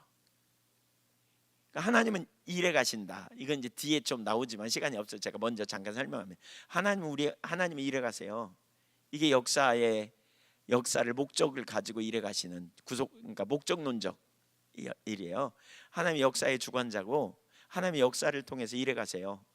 그러면서 인류를 구원하기 위한 복음이 땅 끝까지 증거돼야 되고, 또 하나님 나라가 넓혀지는 일을 위해서 하나님이 일해 가세요. 근데 사람을 쓰세요. 그러니까 우리가 예수 믿고 구원받고 우리가 하나님 나라와 주님과의 친밀한 교제 가운데 충분한 그 교제 안에 있으면 영적인 성숙을 이룰 때, 하나님과 사랑의 관계 안에서 먼저 우리가 하나님의 사랑을 알고 우리가 하나님을 사랑하죠. 값진 진주와 보화처럼. 그러는 가운데 하나님과 감정적인 정서적인 영역에서 우리가 하나님을 기쁘시게 하기 원하는 열망이 우리 가운데 있고, 하나님을 예배하면서 더 알기 원하는 열망이 있고, 그때 우리는 어디로 가냐면 하나님의 영광을 위해 살기를 원하는 열정이 우리 가운데 솟아나죠. 그러면 이제 그때 드디어 우리가 뭐 하느냐, 권리를 포기하고 아버지의 목적에 보일 때 우리의 삶을 드려 헌신하는 거예요. 지금 설명한 거 짧은 시간에 설명해서 좀 이해되는지 모르겠는데, 무슨 얘기인지 알죠? 은혜로 구원받았어요. 여기서 사랑을 발견해요. 주님의 사랑과 은혜를. 그리고 그 은혜와 사랑이 너무 감사하고 우리가 하나님을 사랑하라고 그러니까, 우리가 하나님을 사랑하되, 사랑의 첫 번째 요소는 우리 하나님을 값진 진주와 보화처럼 최고의 가치로 여기며 내가 하나님을 선택하죠. 인격자 되신 주님을 내가 선택하고 주님의 말씀을 따르고, 그 선택 속에서 뭐가 나와요? 우리가 열정이 나오죠. 헌신이 나와요. 열망을 다해 우리가 헌신하고 주님의 뜻대로 살라고 하기 원하고, 이렇게 존중히 여기고, 다른 한편으로는 감정적인 요소로 하나님을 더 알기 원하고, 하나님의 임재 안에 거하기를 원하고, 주님의 기쁨 되기 원하고, 나 주님의 기쁨 되기 원해요. 이런 열망이 나오고, 이런 과정이 깊어져 가면 무슨 일이 벌어져요? 하나님의 영광 받으시기를 원하고 하나님의 뜻이 이루어지기를 원하는 열망이 우리에게 생겨요. 아버지의 일을 우리의 일로 관심 갖기 시작해요. 그러면 무슨 일이 벌어져요? 아버지의 일에 우리의 삶을 들여 헌신하는 일이 일어나요. 헌신하는 일이. 그래서 그런 무리를 통해서 아버지의 뜻이 성취되는 거예요. 그러니까 보세요. 자, 보세요. 중요한 영역이에요. 하나님이 우리를 구원하려고 계획을 세우셨어요. 성삼위 하나님은, 그렇죠? 인격 삼위일체시니까요. 새 인격 안에서 성부 하나님의 의도를 알아. 그 성자 하나님이 육신을 입고 이 땅에 오셨어요. 어떻게 오셨어요? 필립보서 2장 5절에 자기를 비워 종의 형체를 가져 죽기까지 복종하셨다 그랬어요. 자기를 비워요. 여기 자기를 비웠다는 말은 하나님과 동등 때문에 권리를 포기하신 거예요. 그래서 헌신에는 권리가 포기가 있어요. 헌신에는 대가 지불, 하나님의 뜻이 성취되려면 대가 지불이 있어야 돼요. 대가 지불이 요구돼요. 그러니까 그 아버지의 목적에 대가를 지불하기 위해 기꺼이 권리를 포기하고 육신을 입고 이 땅에 오신 거예요. 그래가지고 어떻게 해요? 아버지의 뜻이 성취되기 위해서 죽기까지 복종하고 나갔죠. 그래서 어떻게 해요? 우리가 그 예수님의 은혜로 우리가 구원받았어요. 자, 그러면 우리의 구원은 대가가 있어요, 없어요? 뭐라 그래요? 하나님의 선물, 은혜라 그러죠. 그러면 우리 편에서 은혜예요. 근데 하나님 편에서는요, 대가가 있었어요, 없었어요? 어마어마한 대가를 지불했어요. 예수님은요, 어마어마한 대가를 지불했어요. 죽었어요. 여러분, 하나님의 일이 어떻게 성취되는지 보세요. 하나님의 일이 어떻게 이루어지는지. 그러니까 우리가 하나님과 충분한 친밀한 교제 안에 있을 때, 충분한 친밀한 교제 안에 우리가 하나님의 은혜를 알고 하나님을 사랑을 하고 하나님과 친밀한 교제 안에 있을 때 자기를 비워 아버지의 목적에 우리 삶을 헌신하는 거예요. 하나님이 다음 세대를 세우니까 다음 세대를 위해서 내가 헌신해야 되겠다. 예를 들면 그런 거죠. 우리가 아니면 하나님이 정말 어떤 일을 이루신다 그럴 때 거기에 내 삶을 들여 헌신하는 거죠. 이런 무리들을 통해서, 이런 무리들이 대가를 지불하고 헌신하고 순종하고 이렇게 놀라운 일이 일어나요. 그러면 그 일로 인하여 혜택을 받는 사람들은 은혜예요, 아니면 자기 노력이에요? 자기 노력이에요. 제가 뭘 나누려고 하냐면요. 근데 예수님이 그럴 리가 없어요. 그렇게 안 하셨어요. 근데 예수님이 나 안 해, 나 기분 나빠. 겟세마네 동산 생각해 보니까 저것들이 나를 죽이려고 모의를 꾸며 내 제자인데 나 안 해. 그리고 올라가 버리시다. 그러면 이루어져요, 안 이루어져요? 안 이루어져요. 여러분, 우리가 주님의 일에 쓰임 받는다고 하는 거는요, 거기서 돌아올 대가를 바라고 그렇게 하면 뭐가 되리라 이렇게 기대하면 못해요. 그거. 그러니까 제가 이번에 이제 죽천교회 거기 갔다 와서 그 얘기 자꾸 하잖아요. 이걸 더 선명히 깨달았어요. 어마어마하게 물질도 썼고 어마어마하게 열정도 썼고 어마어마하게 희생했어요. 근데 그분들은 은혜로 구원받았다 그래요. 은혜로 구원받았어요, 실제 하나님이. 근데 헌신하는 무리가 없었다면, 전하는 무리가 없었다면 누가 복음을 듣겠느냐? 전하는 무리 없이 어떻게 복음이 듣겠느냐? 그러잖아요. 여러분, 복음 어떻게 들었어요? 전하는 무리를 통해서 들은 거잖아요. 그래서 은혜를 받았다. 우리가 구원받았다. 그래서 우리가 영원한 생명을 얻었다. 그리고 하나님 나라 백성으로 우리를 부르셨다. 하나님이 우리를 훈련시키고 연단하시고 우리를 빚으셔서 하나님이 하나님 나라의 위대한 일로 우리를 부르신다. 그러면 우리는 뭘 기억해야 되느냐면, 하나님 나라를 위해 대가 지불하며 동참하는 자로 나아가는 이 태도가 필요해요. 누군가 희생 없이 되어지느냐? 안 돼요. 그래서 바울 사도가 뭐래요? 그리스도의 남은 고난을 내 육체에 채우노라 그랬어요. 교회가 세워지는 것도 마찬가지고요. 보세요. 선교원, 학교, 군사역, 캠퍼스 사역, ISF 외국인 유학생 사역 이런 거요. 없으면 안 세워져요. 이거. 아버지가 그 목적을 보일 때 누가 가요? 내가 이 일하면 할 일도 없는데 잘 됐다. 이런 사람 얼마 못 가고요. 내가 이 일하면 사람들이 나를 알아주겠지? 얼마 못 가요. 진짜 하나님의 나라, 물론 이제 그런 무리들을 통해서도 일이 일어나긴 해요. 그러나 진짜 하나님의 행하시는 바가 뭔지를 보고 우리의 삶을 드리는 이런 무리들, 그걸 뭐라 그러냐? 따라서 보세요. 성육신 사건. 교회가 성육신적으로 가야 돼요. 주님이 우리를 통해서 나타나야 돼요. 주님이 우리의 삶을 통해서 나타나야 돼요. 주님의 나라와 영광을 위해서 우리를 통해서 하나님의 사랑과 하나님의 그 정의와 공의와 그리고 하나님의 영광이 우리를 통해 드러나야 돼요. 그러기를 하나님 원하세요. 이게 우리의 부르심이에요. 이게 우리의 부르심. 아니, 생각해 보세요. 예수님이 그렇죠? 육신을 안 입었다면 그 일이 일어나겠냐고요? 일어나겠냐고요? 이제 우리는 은혜만 생각할 게 아니고요.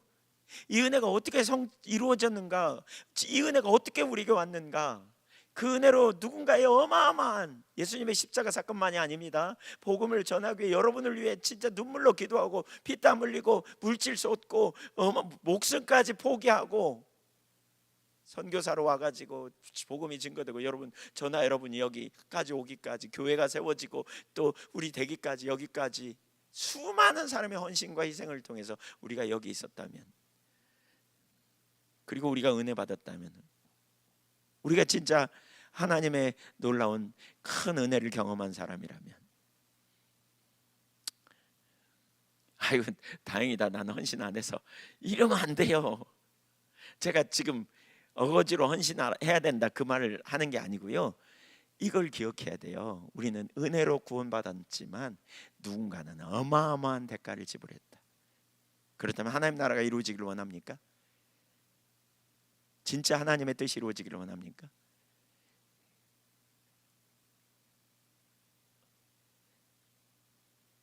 어마어마한 수고와 애씀을 통해서 그 일이 이루어진다는 것도 여러분 기억해야 돼요. 우리를 그 자리로 초청하고 계시는 걸 우리가 기억해야 돼요. 사실 하나님의 구속 방식이에요. 회복, 치유, 새롭게 됨, 이런 얘기. 제가 자꾸 아이고 제가 예를 들면 이게 제일 쉬운 예라서 제가 얘기해요. 근데 제가 다음 세대가 세워지는데 학교가 너무 귀한 일이라고 보이죠. 학교와 선교원. 그래서 제가 이제 나누거든요. 여기저기 교단에서도 나누고 왜 그러지 않아요? 집회 나가가지고도 저기 인천에 가서 집회 가가지고요. 보통 강사로 나가면 지방 연합 집회면 나이 연세 많으신 목사님들하고 큰 교회 목사님들하고 같이 앉아서 밥 먹어요. 거기 큰 교회는 우리하고 달라요. 훨씬 많아요. 우리보다 인원도 많고 재력도. 그래서 좀만 힘쓰면 학교 세울 수 있을 것 같아서 제가 밥 먹으면서 침 튀기면서 얘기해요. 근데 뭐라고 하는 줄 아세요? 단 한 명도 반응을 안 보여. 제가 깜짝 놀랐어요. 되게 실망스럽더라고요. 누가 물어보더라고요. 어느 날 어떤 시간에 그 학교 세우는 거 좀 골치 아프지 않냐고. 그래서 골치 아픈 부분도 있다고 그랬더니 뭐 하려고 그냥 골치 아픈 거 했냐고 저한테 그러더라고요. 주님이 그렇게 생각했다면 골치 아픈지 그만두자. 아니 예수님이 아이고 나 저 인간들 징하다 그만둬 버렸다면 어떻게 되실까요?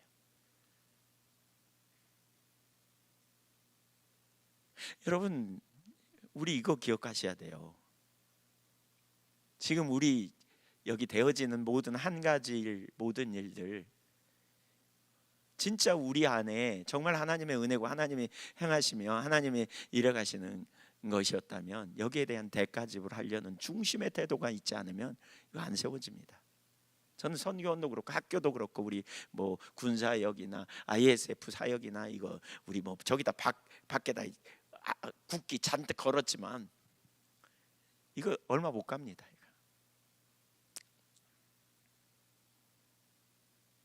진짜 하나님으로부터 온 목적이고 비전이라면 우리가 어떻게 해야 되는지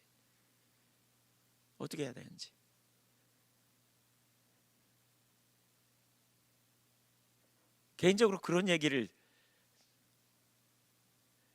해요. 저랑 나이가 비슷한 어떤 목사님 섬기는 교회 장로님이 그러더라고요. 우리 목사님은 은퇴만 생각하고 있는데 목사님 왜 이렇게 바쁘세요? 그러더라고요. 저 은퇴 많이 남았습니다. 아직 많이 남았습니다. 시간 제가 은퇴 얘기했더니 얼마 안 어떤 분이 그러더라고요. 목사님 은퇴해버리면 안 되기 때문에 저는 이 교회 못 올 것 같아요. 이러던데.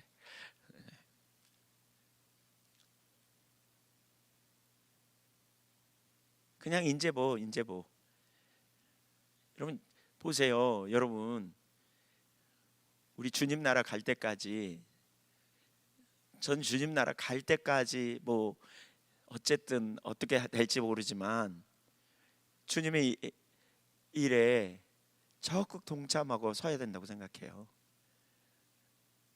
그게 우리가 해야 될 일이에요.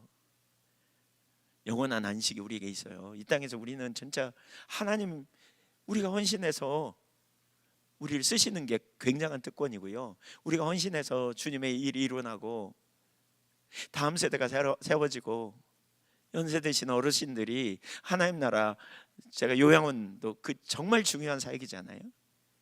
다음 정말 어르신들이 영원한 하나님 나라에 대한 소망을 가지고 존중받는 그런 보살핌을 받고 그리고 그 말년을 맞이할 수 있다면 이건 어마어마한 축복이잖아요.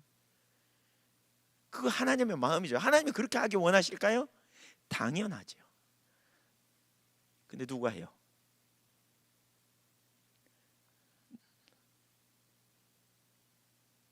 그러니까 우리가 이런 영역에서의 책임성 정말 중요하다고 생각해요.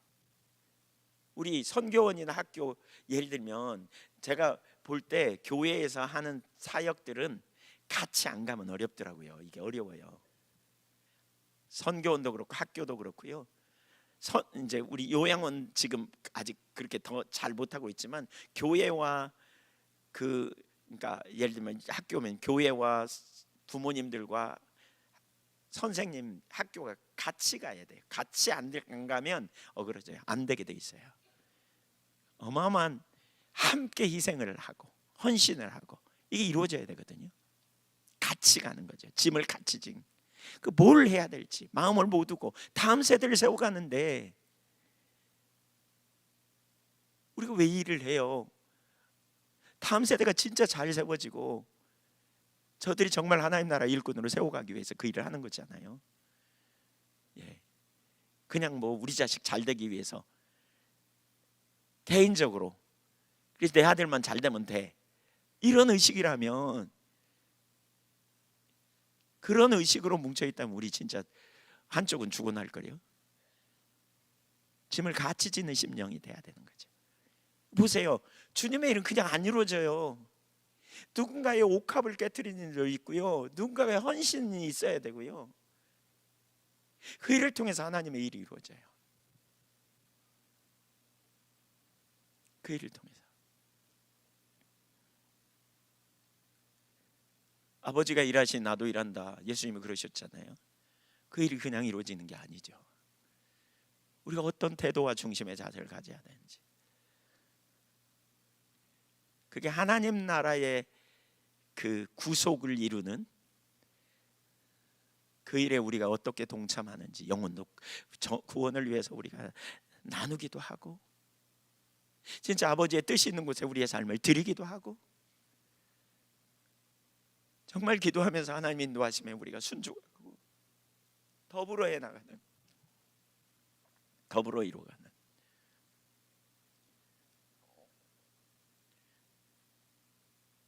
사명의식인 거죠. 사명의식. 이게 참 필요해요. 제가 이게 깨달아지면서 최근에 예수님 정말 감사하다고 그랬습니다. 예수님이 육신을 오셨잖아요. 보세요, 예수님이 제사장, 대제사장, 하나님의 아들이시거든요. 근데 그냥 하나님의 아들로 오셔가지고 그냥 이런 수준이라면 우리 인간의 상태를 알겠어요? 근데 예수님이 어떻게 오셨어요? 육신을 입고 오셨어요. 우리의 연약함, 우리의 아픔, 우리의 상함, 우리의 문제, 우리의 고민 다 아세요. 그래서 예수님이 우리의 진정한 구원자죠. 우리는 예수님을 의지해요. 공감, 예수님이 우리를 공감하세요. 예수님이 우리 마음이 어떤지, 우리 상태가 어떤지 다 아시는 거죠. 그러니까 예수님이 그렇게 자기를 낮춰 종의 형체를 가졌기 때문에 우리에게 구세주가 된 거죠. 그냥 멀리서 그냥 뒷짐지고 있다가 그냥 아들로서 그냥 십자가 살짝 한번 짊어지고 하나님으로, 참 하나님이면 참 인간으로 오신, 이거가 어마어마한 사건이잖아요. 그러니까 예수님께 우리가 나가는 거죠. 예수님이 우리의 상황, 우리의 상처, 왕따 경험도 해보고, 예수님이 엄마 뱃속에서부터 거절감, 원치 않는 임신으로 나와서 거절감도 받아보고, 마른 땅에서 나온 줄기처럼 보잘것 한 개도 없고, 출신 가문도 보잘것 없고, 억울한 누명을 쓰고 두드러 맞기도 하고 죽음을 당하고, 이런 경험을 우리처럼 해보셨으니까 우리가 공감하는 분이시죠. 진짜 예수님께 감사가 되더라고요. 하나님의 은혜가 얼마나 놀라운지가 깨달아지더라고요.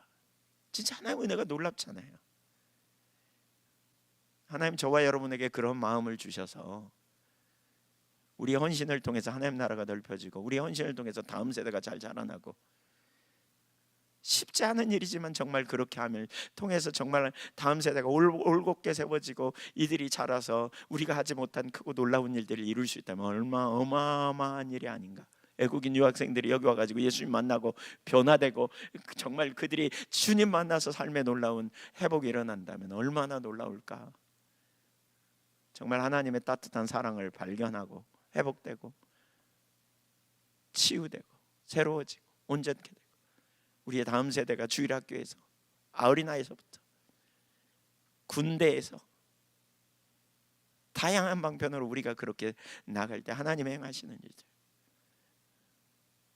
주님의 마음으로. 부모님은 자녀들 잘 되기 위해서 헌신하죠. 희생하잖아요. 하나님의 마음으로 우리가 그렇게 나가, 우리를 위하여 주님이 십자가 지신 거, 그거 아무 대가 없는 게 아니고요. 바울 사도 같은 사람이 남은 고난을 짊어져서, 그리스도의 남은 고난을 짊어져서, 선교사님이 목숨을 버리고 이국 땅에, 그 당시에 어마어마하게 어려운 땅에, 이 땅에 오셔서 어마어마한 고난을 짊어지셔서 누군가가 피토하는 심정으로 기도하고, 누군가가 진짜 자기 먹을 거 아껴가지고 헌신하고, 진짜 자기 쓸 거 정말 옥합을 깨트리고 헌신해서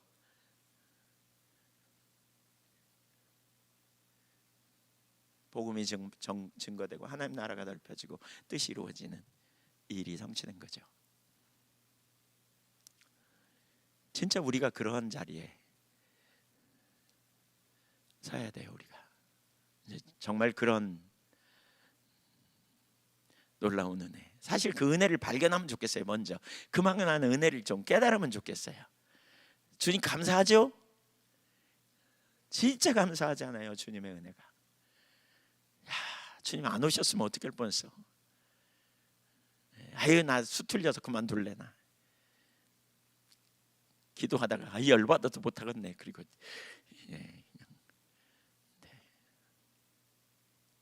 우리의 헌신과 우리의 희생과 이 영역이 결코 헛되지 않은 거죠. 그렇게 주님 나라가 이루어져요. 어떻게 저는 그렇게 하려고요. 저랑 그렇게 같이 할 사람 손 들어보세요. 네, 예, 아이고, 네, 신납니다. 아자, 우리, 네, 진짜 하나님 나라 위해서, 하나님 영광을 위해서, 진짜 하나님 행하실 크고 놀라운 일들, 우리 주님이 일해 가시면 얼마나 놀라운가.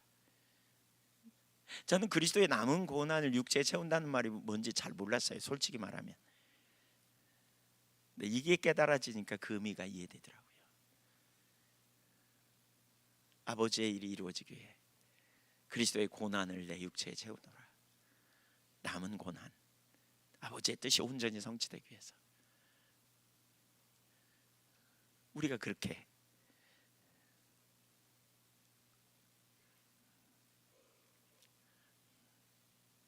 그냥 나머지는 읽으세요. 이제 이거 네, 읽으면 다 보게 돼 있어요. 거기 쭉. 왜냐하면 거기 네. 근데 중요하기 때문에 잘 읽으세요.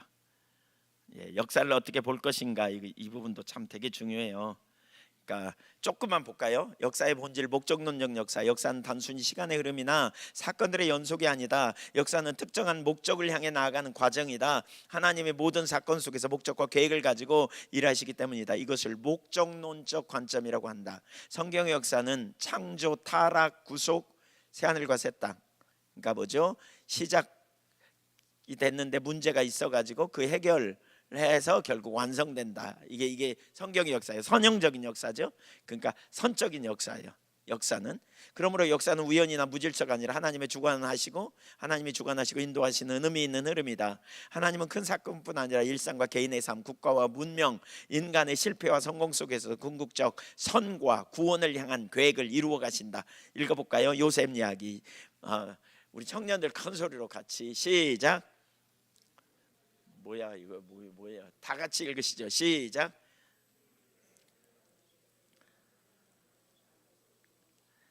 모든 억울할 만한 상황 속에서 하나님은 한 나라 이집트를 살리고 이스라엘 민족을 기근에서 구원하셨다.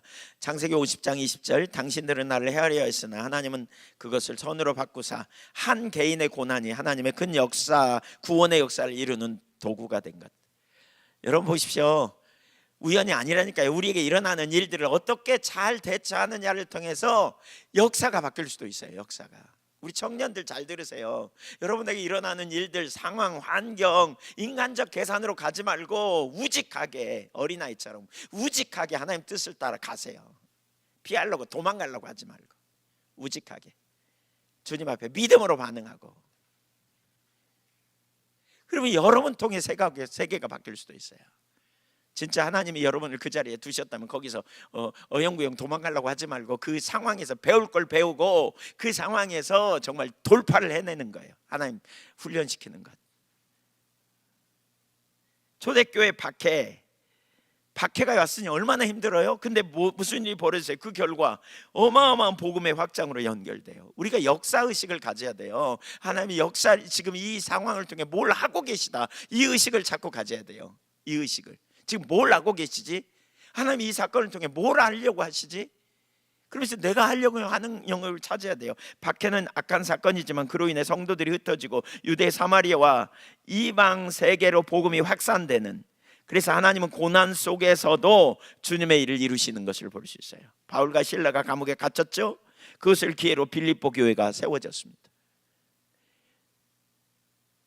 핍박이 누구죠? 사울로 인하여 스데반의 핍박으로 인하여 사도행전 11장에 보면 그 핍박으로 인하여 안디옥 교회가 세워졌거든요. 핍박이 없었으면 안 갔어요, 도무지. 그러니까 이게 하나님의 섭리라고 그래요. 섭리. 문제를 우연으로 보지 마세요. 이게 역사를 주관하신 하나님의 손길이 있다는 걸 항상 염두에 둬야 돼요. 이게 성경적 세계관이에요. 재수 없네 뭐 이렇게 하지 말고요. 그 상황 속에서 가장 좋은 길로 인도하시는 주님이 뭘 하시고자 하는지 우리가 이걸 항상 봐야 돼요. 우연으로 여기지 말고. 그래서 개인과 선택의 의미, 역사 속에서 개인의 선택은 중요하다. 하나님이 역사를 주관하신다고 해서 사람이 꼭두각시가 되는 건 아니다. 인간에게 책임이 있다. 우리의 결정은 자신에게, 이웃에게, 그리고 심지어 역사 전체에 영향을 미칠 수 있다. 당연히 하나님의 주권 아래서 하는 거예요. 역사는 단순히 큰 사건이 흐르는 것이 아니라 순간순간의 선택들이 모여 역사적 결과로 나타나는 것이다. 한 사람의 선택이 주변 사람들의 삶과 공동체에 큰 영향을 미친다. 선한 선택의 영향, 선한 지도자가 정의로운 선택을 하면 세대를 변화시킨다. 한 사람의 용서와 사랑은 공동체의 치유를 가져온다. 억압 속에서도 믿음을 지킨 신앙인들을 통해 교회가 성장했다. 악한 선택의 영향, 지도자의 욕망에 따른 선택은 전쟁과 고통을 가져온다. 개인의 죄는 가정과 사회를 파괴한다. 공동체의 불의는 사회적 붕괴를 가져온다. 아시죠? 이거 지도자가 자기 욕심에 눈 멀어가지고 엉뚱하게 하면 전쟁과 고통이 오고요, 억압이 가득하고요, 사회에. 개인의 죄, 인간 예를 들면 어떤 아버지가 바람 피워보세요. 가정 전체 억압을 가져오는 거, 잘못된 선택. 10번 성경의 많은 인물들의 선택으로 인한 영향력을 보면 요셉은 지독한 어려움 속에서도 순종했고 이스라엘 민족을 보존했다. 다윗의 죄로 인해 가정과 국가에 어려움이 왔다. 에스더의 용기 있는 선택으로 이스라엘 민족의 구원을 얻었다. 즉 역사는 하나님의 주권과 인간의 선택이 함께 엮어 이루어진다. 지독한 어려움 속에서도 요셉은 하나님께 순종하니까 그를 통해서 놀라운 일이, 에스더 용기 있는 선택, 다윗 그가 잘못된 죄를 범함으로 말미암아 국가에, 가정에 어마어마한 어려움이 왔죠. 우리가 역사를 어떤 시각으로 볼 건가 하는 거예요. 우리의 선택이 정말 중요해요. 믿음의 선택을 우리가 하는 거죠. 하나님, 역사의 주관자 하나님은 역사를 다스리시는 왕이시다. 19절 읽어보죠. 시작. 여호와께서 그의 보좌를 하늘에 세우시고 그의 왕권으로 모든 것을 다스리시도다. 하나님은 역사의 큰 흐름을 인도하신다. 그래서 오늘도 일하신다. 그런데 사람을 통해서 일하신다. 그러므로 우리는 하나님과 동역자로서 선택해야 된다. 예수님의 삶과 사역은 좋은 예다.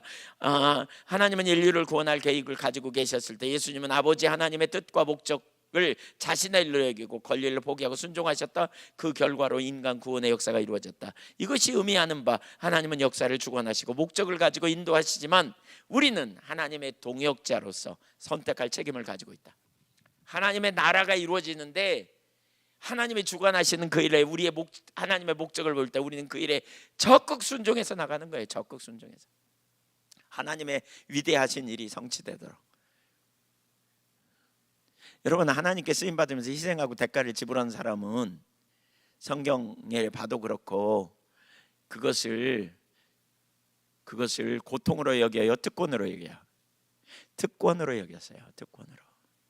아버지의 위대하신 일에 동참하는 걸 특권으로 여겼단 말이에요. 바울이 그러잖아요.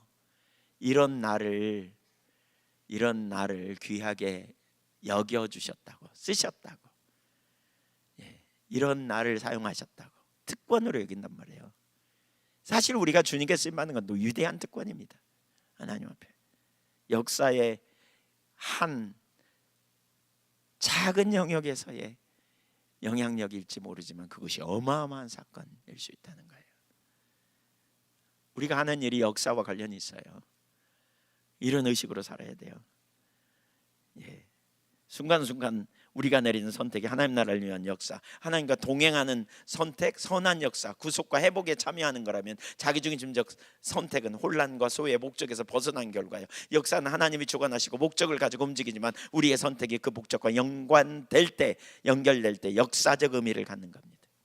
역사적 의미를 갖습니다. 죽성교회 얘기했잖아요. 제 이름이 거기에 3대로 올라가 있거든요. 그 동네 사람들 대부분 많은 사람들이 저를 알아요. 주님의 일에 쓰임 받는 거죠. 예한교회 역사에도 제 이름이 올라가겠죠. 뭐 이름 안 올라가도 돼요. 뭐 이름. 그렇지만 그 기간 주님 앞에 우리가 기억되겠죠. 주님의 일이 성취된다면. 우리 마찬가지예요. 여러분 우리가 어떤 삶의 환경이든지 어떤 상황이든지 거기 세속역사관 대 기독교 역사관, 그리고 이제 세속역사관과 기독교 역사관을 쭉 정리해서 했거든요. 예, 기회가 되면 제가 그 인관 이해도 또 하나님 신관에 대한 이해도 이렇게 좀 비교해서 좀 해볼까 하다가 시간이 없어서 못했는데요. 좀 보세요. 나중에 좀 보세요. 성경적 세계관이 되게 중요해요. 그게 하나님의 사람이 되는 비결이고요. 우리가 이 땅에서 승리하는 비결이에요. 영적 전쟁과 관련이 있다 그랬죠. 성경적 세계관이. 예. 성경적 세계관이 영적 전쟁과 관련됐어요. 그래서 내일부터는 이제 제가 뭘 하려고 하냐면 세계관과 관련해서 우리가 살고 있는 삶의 현장을 어떤 눈으로 바라봐야 되는지, 그 소명 의식을 가지고 우리가 바라보는 이런 시각이 이제 필요해요. 어떻게 우리의 삶의 현장을 이해해야 되고 어떤 관점으로 우리가 봐야 되는지, 우리가 어디를 향해 나가야 되는지, 뭘 해야 하는지, 왜 그렇게 해야 하는지, 이런 영역을 좀 더 발견하고 우리의 소명을 발견하고 우리의 길을 찾고 정말 하나님이 지금 뭘 하고 계시는지 이 시대에 우리가 이런 부분을 더 깨닫는 그런 기회가 되면 좋겠다 싶어요. 그렇게 좀 가려고 해요.